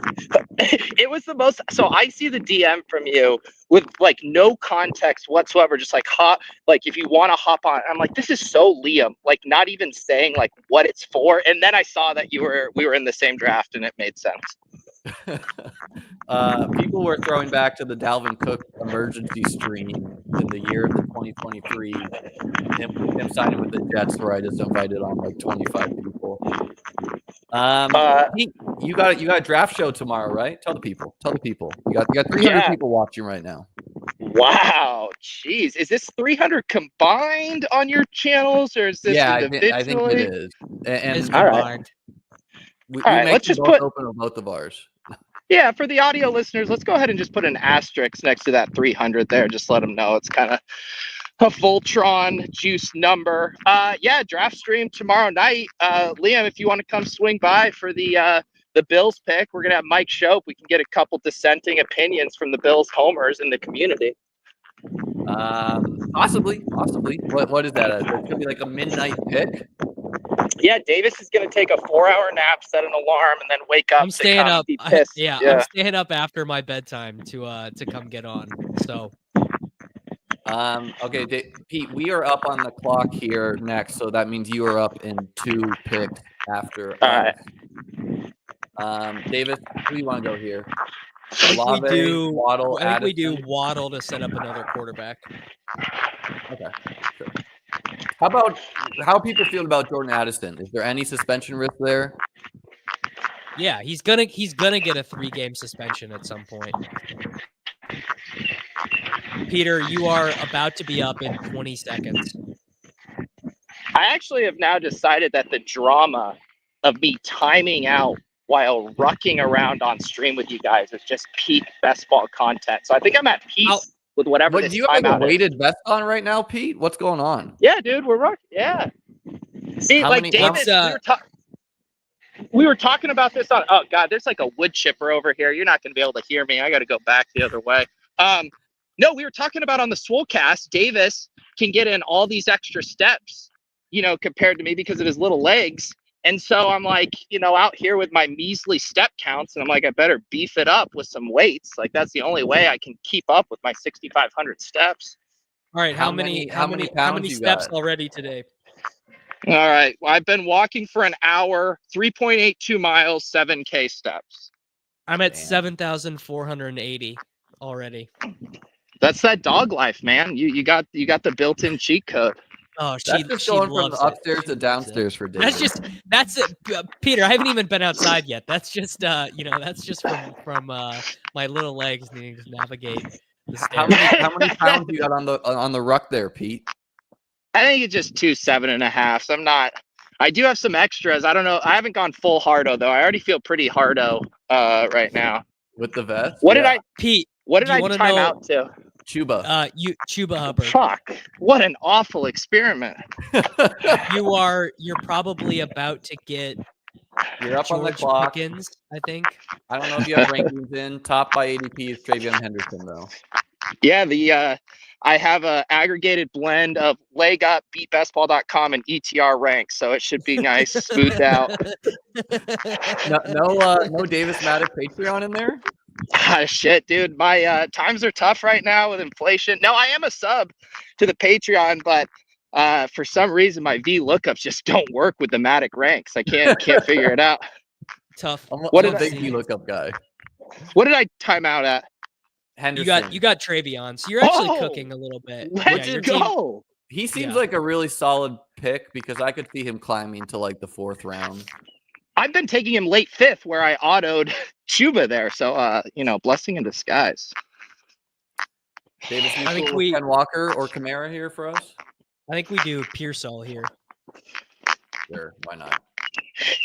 Liam, I gotta ask, I've talked about this with Davis and I now have to hear it from your side of the story. The asterisk draft from Davis from streaming where you kind of bullied him from not sharing his screen with his road to 150, and you insisted on it being your draft without any narrative through line to make it important. Can you explain to me how that happened? Yeah, Pete. I mean, number one, this was not a big thing in my life, as you may be surprised by 150 stream drafts by Davis, nor do I understand why it's a big thing in anyone's life, to be honest. If Davis goes 149. Some of us are completionists, Liam. 150. I don't really recall, but I think what happened is me and him alternate doing this stream each Wednesday. And typically I jump in first in case we have to multi-stream, and I'm sure Davis had itchy fingers. I shared it up, and I don't know, like Davis did it off stream that time. I think the part of that explanation is you basically said, I don't see why this is a big deal, but you got to show a little empathy, Liam, and put yourself in someone else's shoes. And for Davis, this was kind of a monumental thing. And you really discarded, it was a special thing for his community. So just as a pillar of the best ball community, Liam, I'm asking you to be better in those spots. Pete, did Davis message you to bring this up? No, I keep bringing it up. Davis actually doesn't bring it up. I keep bringing it up because it blows my mind. No, I mean, well, Peter, the thing that you neglect is that I actually streamed 153 drafts because 3 of them got canceled. Well, yeah. And here's what's really happening, guys. This is Pete's tree. Because Pete was the first one to stream 150 drafts. And now you got Neil Orfield, you got Davis. So he's just trying to protect his tree over here. I understand that as someone that comes from the kitchen tree. Yeah, no, I just want to, a lot of time and effort goes into these streaming milestones. And I just want to make sure, that we don't have to put a bunch of asterisks next to them. And right now there's like 4 next to Davis's. I'll live with the asterisk. We're doing Igbuka, Davis. Yeah, that's fine. Well, and the other thing is, Pete, is I figured, I'm not doing 150 stream drafts, but you know what I can do? I can attach my brand to Davis doing 150 stream drafts. If I just block one, I'll get people talking about it. And all press is good press over here. You're right. What you're just saying true. is I fell prey to a classic engagement stream farm. Ron, if you actually emerged from your basement, you could tell that we're out here getting vitamin D, getting some cardio in here. Meanwhile, you're on your 4th YouTube video of the week. The must draft dynasty players in every single round of your 19-round dynasty draft. Grow up, Ron. Ron, I hope the basement's doing well, brother. You are invited as well. All right, I'm going to drop off. I'm going to let you guys get back to your thing so I don't auto-draft this entire team. But you best are of on luck the to clock. the Davis Mattek. Good to see you, God. Pete. All right, peace. What a blast that was. What a gift Pete gave to the community. I'm going to send the invite to Ron. Ron, no big deal if you can't make it, but I'm going to send it to you. A classic rucking situation. Pete snaps off Caleb Johnson. You love to see it. You want to, people don't know this, or not everyone does, but my voyage into streaming best ball started with a cold DM to Pete, because when living in New York City, was like, I was a teacher at the time, and I was preparing to go to the World Series of Poker for like a week in the summer. And so I was like on YouTube watching some poker stuff, and I stumbled on this character, the Mans, he was playing like 1-2 or 1-1 sometimes with a bunch of white chips. He was like ripping his vape and just like, having a hoot of a time. And I was like, this guy's hilarious. Fast forward, I'm working for chess.com and COVID is occurring. And, I was on YouTube, and I think I saw like a DFS stream, and I was like, holy shit, is that the Mans talking about, and is that the Mans talking about fantasy football? We're going to draft Kyler here, by the way, not let them do it to us. And it turned out, yes, it was the Mans. It was Pete. Spoilers for anyone who doesn't know, but Pete is the Mans. Look up the Mans, guys, by the way, if you don't know who that is. And so I was working at chess.com, and I'd always kind of thought like, oh, I'd like to stream chess. I'd like to stream whatever. I like fantasy football. This is the year before I was in the motion of winning BBM2. Like I had already drafted the winner, but I had yet to win. And so I hit up Pete, and what I thought would be a good content idea is to get a chess tournament going between like Levitan, Davis, Pete, Evan Silva, just like get everyone together playing a chess tournament, and I could like commentate or whatever. But I think I hit up Pete and was like, hey man, during your like slower time of the season, if you want to have some chess lessons, like I'd be happy to coach you, yada yada. I don't know. I'm sure I could look up the DM. And it was like at the time they were doing this thing called Pog Champs, which is like when streamers play chess who are like not good at chess, but people like to watch it because they like to see the streamers. Right. And credit to Pete, who just like accepted the cold DM and was like, sure, man, let's do it. And we did a couple chess lessons. And then I won BBM2, and it, I don't know, I guess then yeah, there we are. So I'm officially part of Pete's tree, I would say. Which means you're part of Soccer Dave's tree, of course. Yeah, well, and I kicked it off by shouting out the Swolecast when I won Best Ball Mania 2. That is true.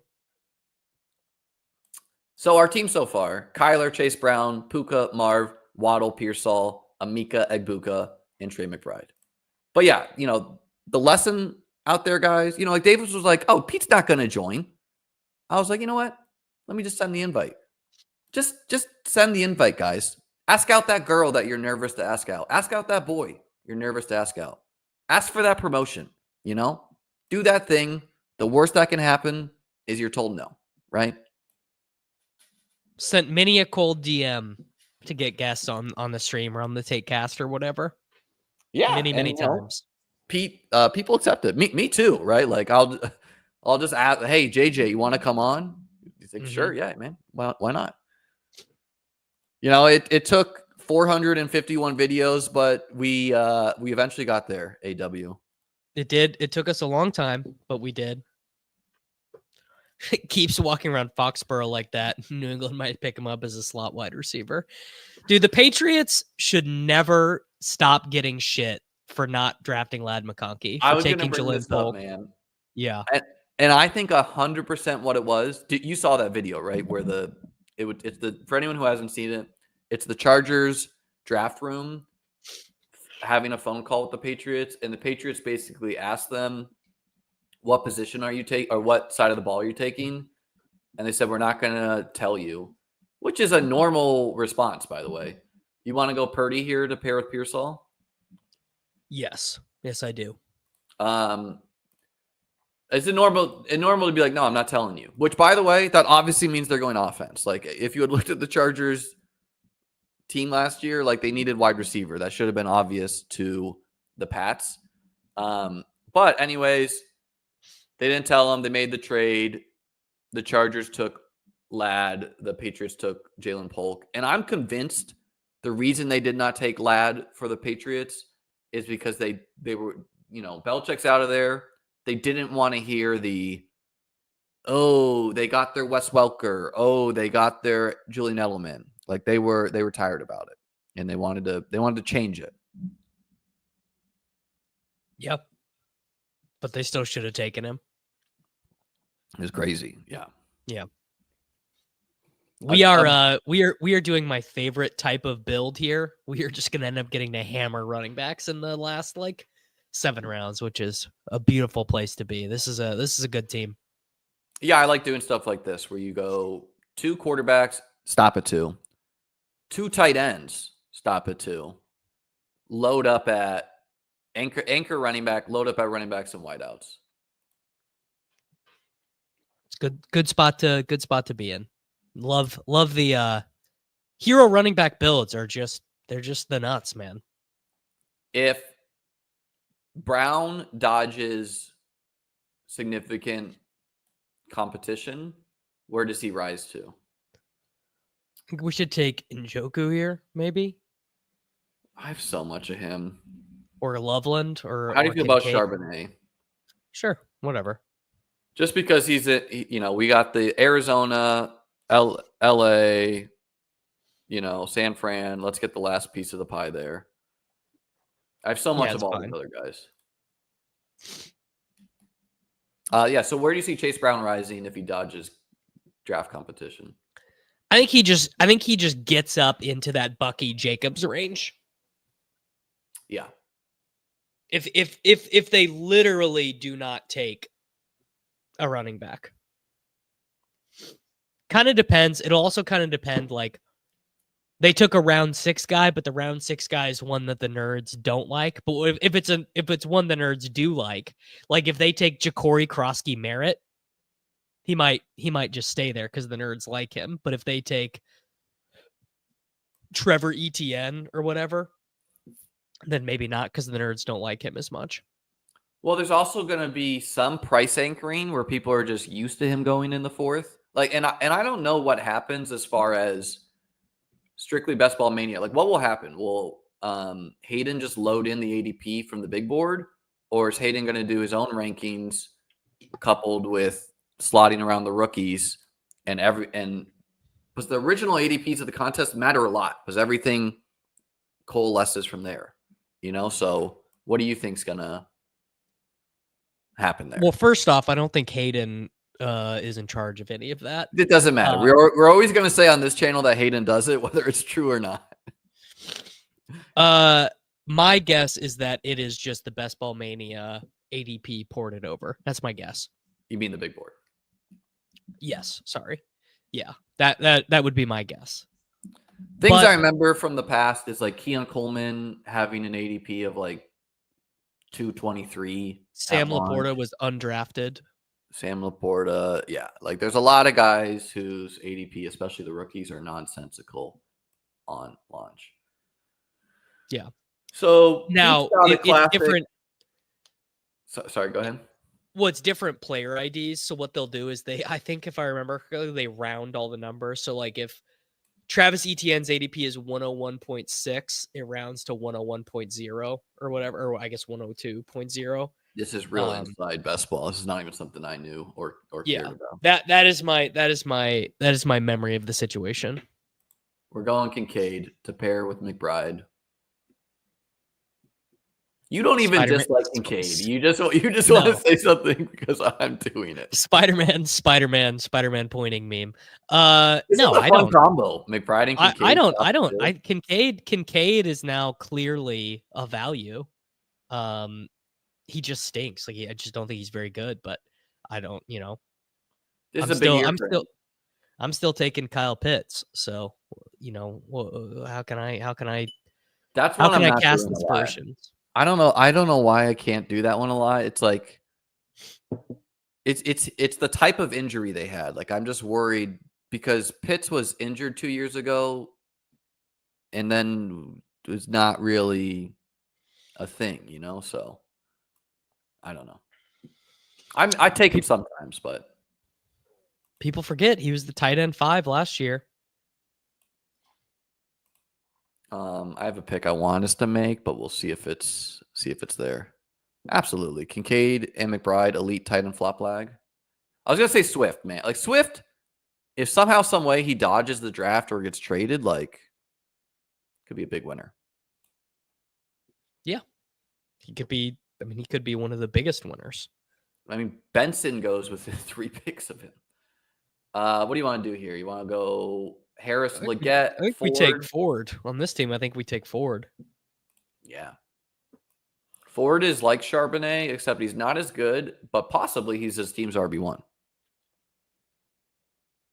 Could be. I mean, I don't think he will be.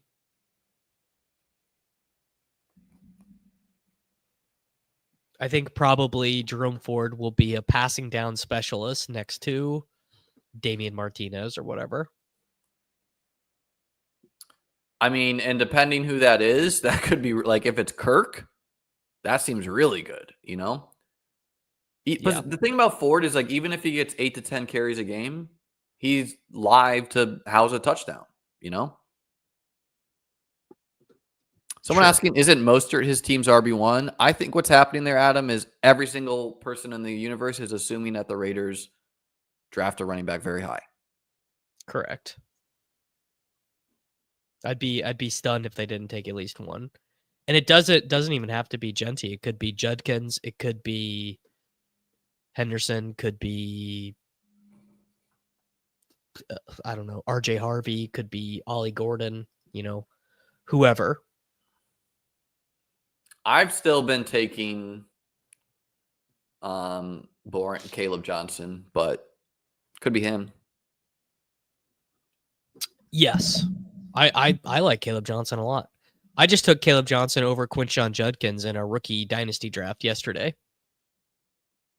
Yeah, Judkins seems. I mean, Henderson plus seems like a clear tier. You can almost put Henderson in the Hampton tier at this point too. Like if Hampton goes 20 and Henderson goes 26, like what's the practical difference there? There really isn't one. But the rest of them is the question. The rest of who? Judkins, Caleb, Tootin, Scadabo. Man, I need Tootin to be a round 3 pick, brother. I got a lot of Tootin. I didn't, and now I do. All right, man. Are we doing Keenan?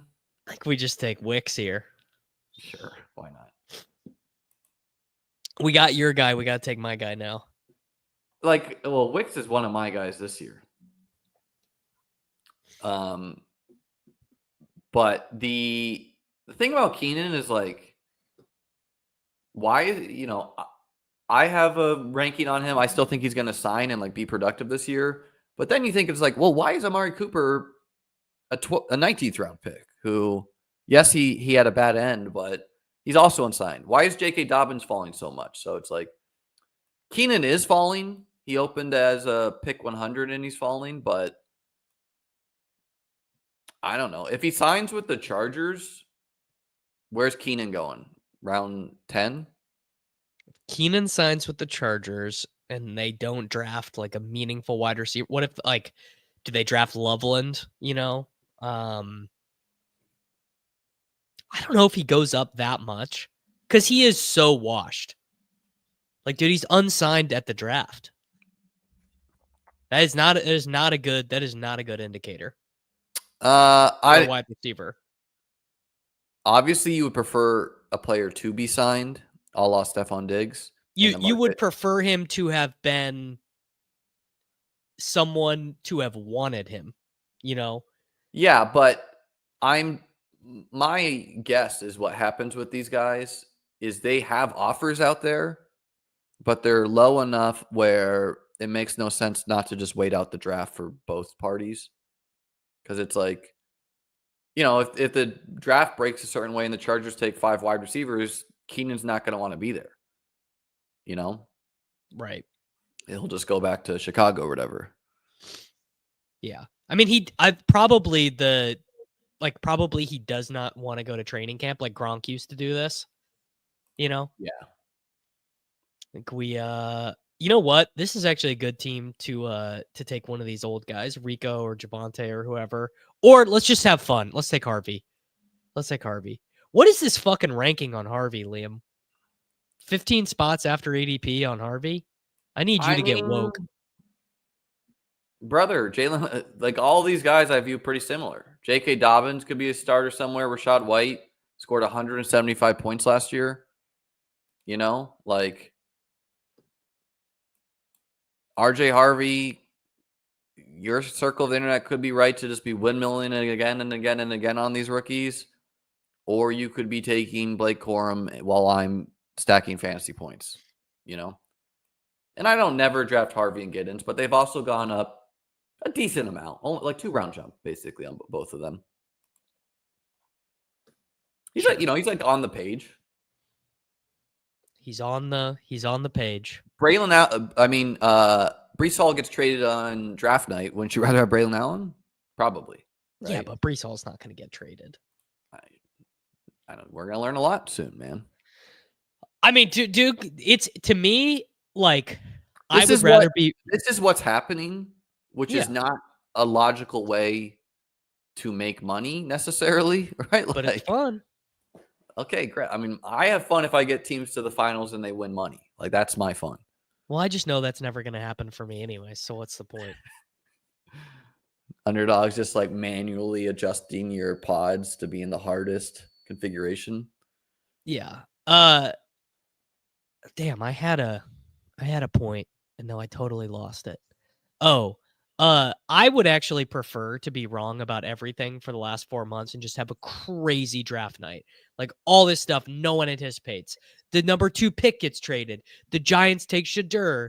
Like Caleb Johnson goes ahead. Like I want the max amount of craziness. I want Breece Hall traded. I want DeAndre Swift as a Cowboy. I want Tyreek trade. Yes. Give me that.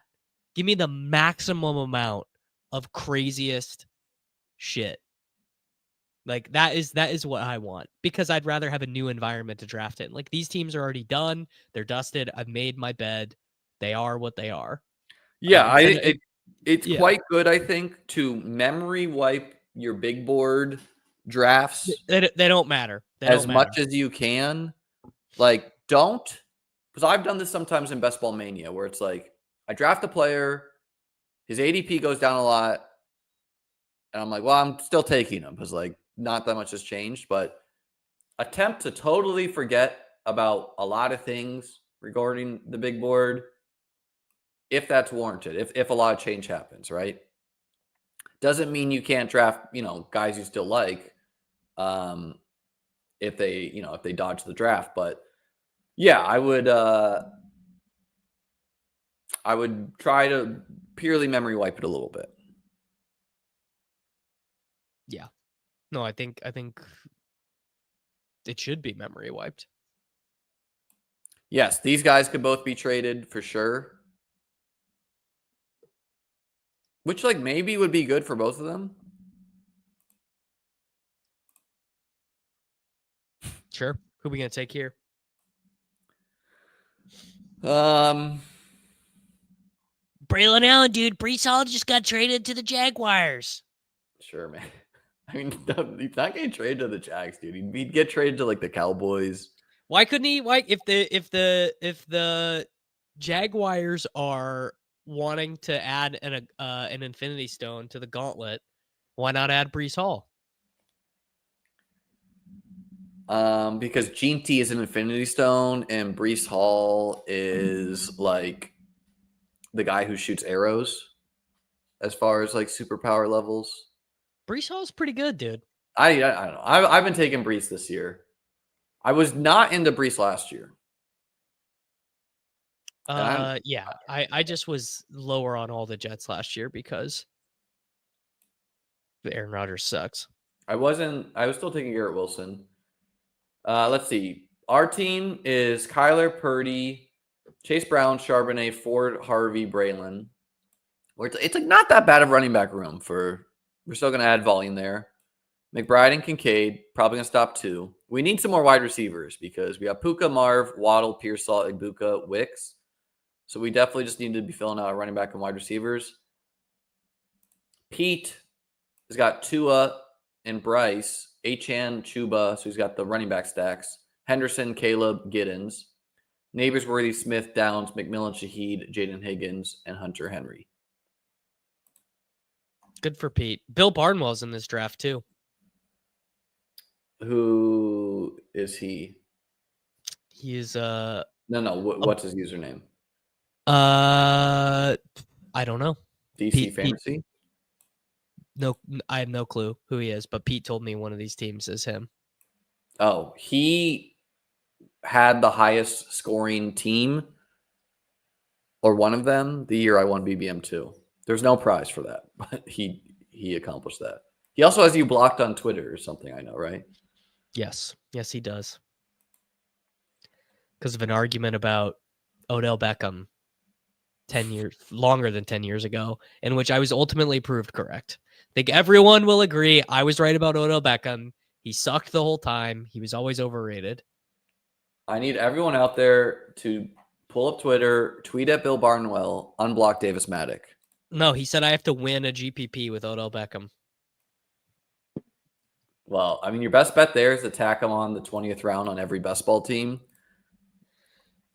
Is he signed on a team right now, or is he retired? No, but you're not going to win a DFS contest with him, so you might as well just hope you can carry the 0. Man, Odell flamed out. People don't fast, understand dude. Davis was a different animal on Twitter 10 years ago or something. 5-10 years ago, I'm sure. Yeah, dude. I was one of the biggest, most confrontational people in fantasy football Twitter 10 years ago. And I would let you know if I thought you were wrong about something. Wait, what were you doing? You're like quote tweeting folks or what? Oh yeah. Quote tweets, digging up the old takes. I was unkind, unwise. Probably did. Yeah. We CLN, we probably did. And I'm glad that we all got over that. That's hilarious. I didn't have Twitter until 2020, so I missed that. But that sounds like a better time rather than like whatever is on there. Oh, right it now. was a way buddy. It was a way better time. Way better time on Who's Twitter. your Mount Rushmore of guys you would feud with? Jacob Rickroad is obviously number one. Rick Road, number one. Honestly, it's been so long. It's kind of hard for me to remember. The Warriors of the past. Dude, I would feud with everyone. Like I'm saying, like I would argue with Silva. I would argue with JJ. I would argue with all these guys, dude. Like I would just not back down about anything. I love that. That is a Nick, not 2020. I'm talking this is like 2015, 2016. No, he's responding to me having only signed up for Twitter in 2020. Oh, yeah. No, I was big, and I was on Twitter for I was like a early adopter. Yeah, I was Twitter. not. I was like against it. I was like, I don't. And you know what I used to do, dude? Because I really like the NFL. I like the Bills. And so I would just go to Google and I would like Google like NFL news, Bills news. Just like instead of, all right, yikes, it is a rough group at wide receiver and running back. Should we do Michael Wilson? Kyler Stack? Fuck no. Take Milroe. No, we're not doing a second quarterback or third quarterback. Milroe. Wide receiver. Okay. Michael Wilson is a bad pick. We need wide receivers and running backs. Kyler and Purdy, fine duo. We're done.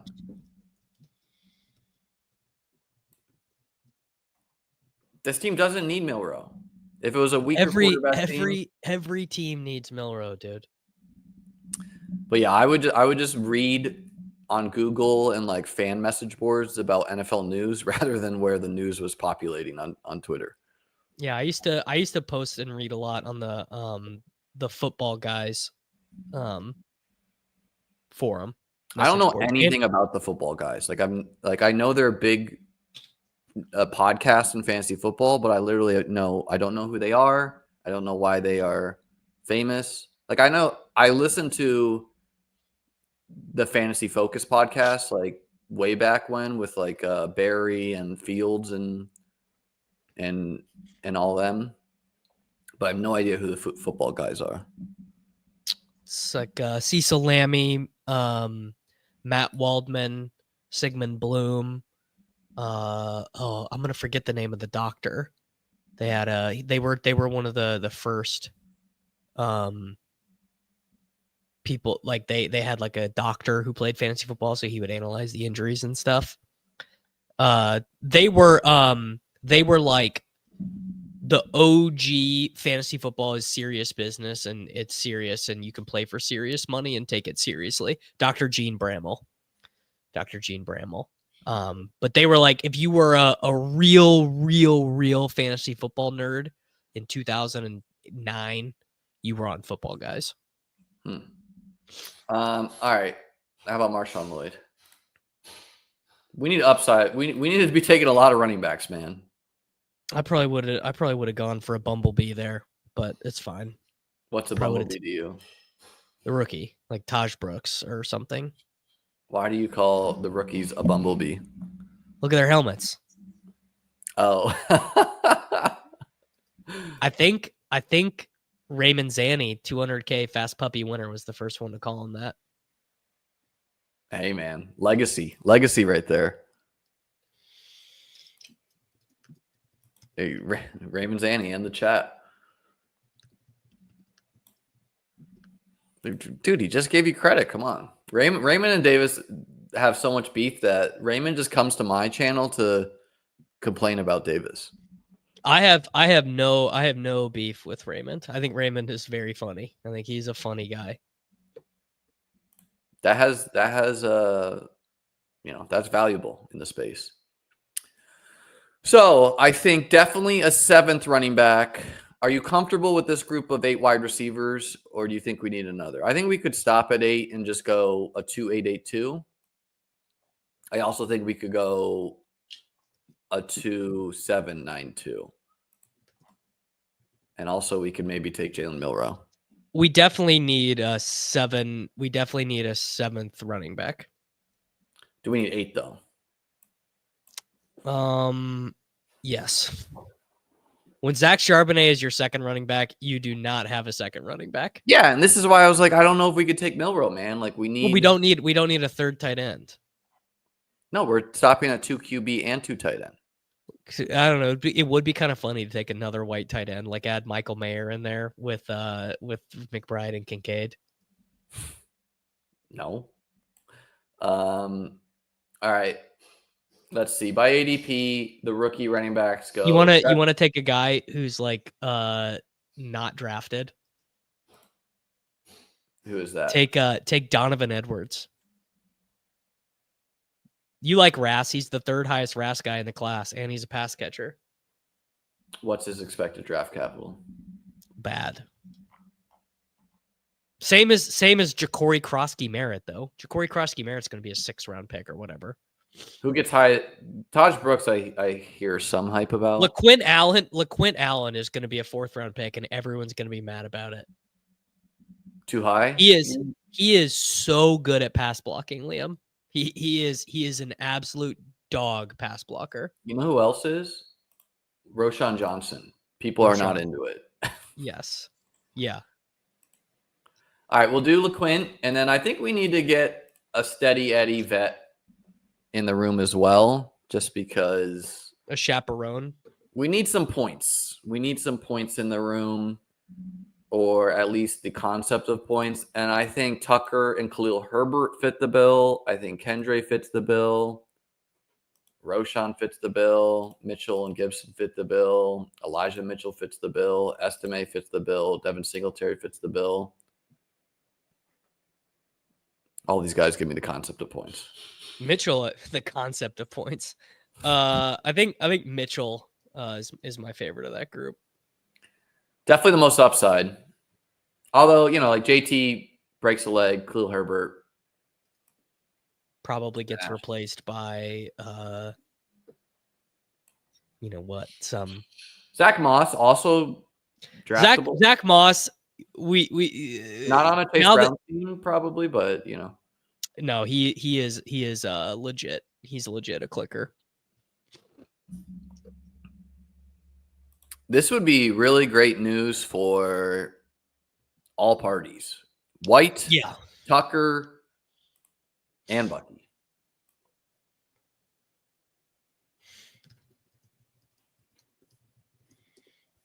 Yeah, Tucker's feeling good there. Tucker is a running back too I'd be really into, actually.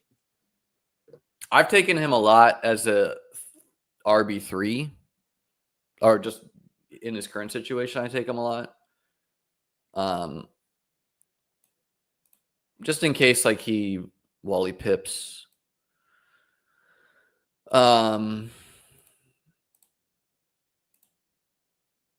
White. I mean, White is like not a particularly good player, so he's a really good receiver. He's just like he's just a Hendon Hooker handcuff. Stay woke, dude. Stay. So the guy taking Damian Pierce. He has. This guy did DeAndre Hopkins and Amari Cooper. And that is really something. Let's I mean, Milroe's more fun, but we should take Elijah Mitchell. All right, yeah. I'm down with him. This is tough scenes, though. Dude, that 2021 season was legendary. His rookie year was that? Yeah. Yeah, what I remember about that is I had him ranked as or I was taking him sometimes in 20-round formats and never in 18-round formats. He crushed that year. And it's just a reminder, mix it up at the back of drafts. So the team, Kyler and Purdy, Chase Brown, Zach Charbonnet, Jerome Ford, RJ Harvey, Braylon Allen, Marshawn Lloyd, LaQuint Allen Jr., Elijah Mitchell, Puka Nacua, Marvin Harrison, Jalen Waddle, Ricky Pearsall, Amika Egbuka, Dontavian Wicks, Kyle Williams, Michael Wilson, Trey McBride, and Dalton Kincaid. Let's name this past one. That was not it. I definitely did that one earlier today, I think.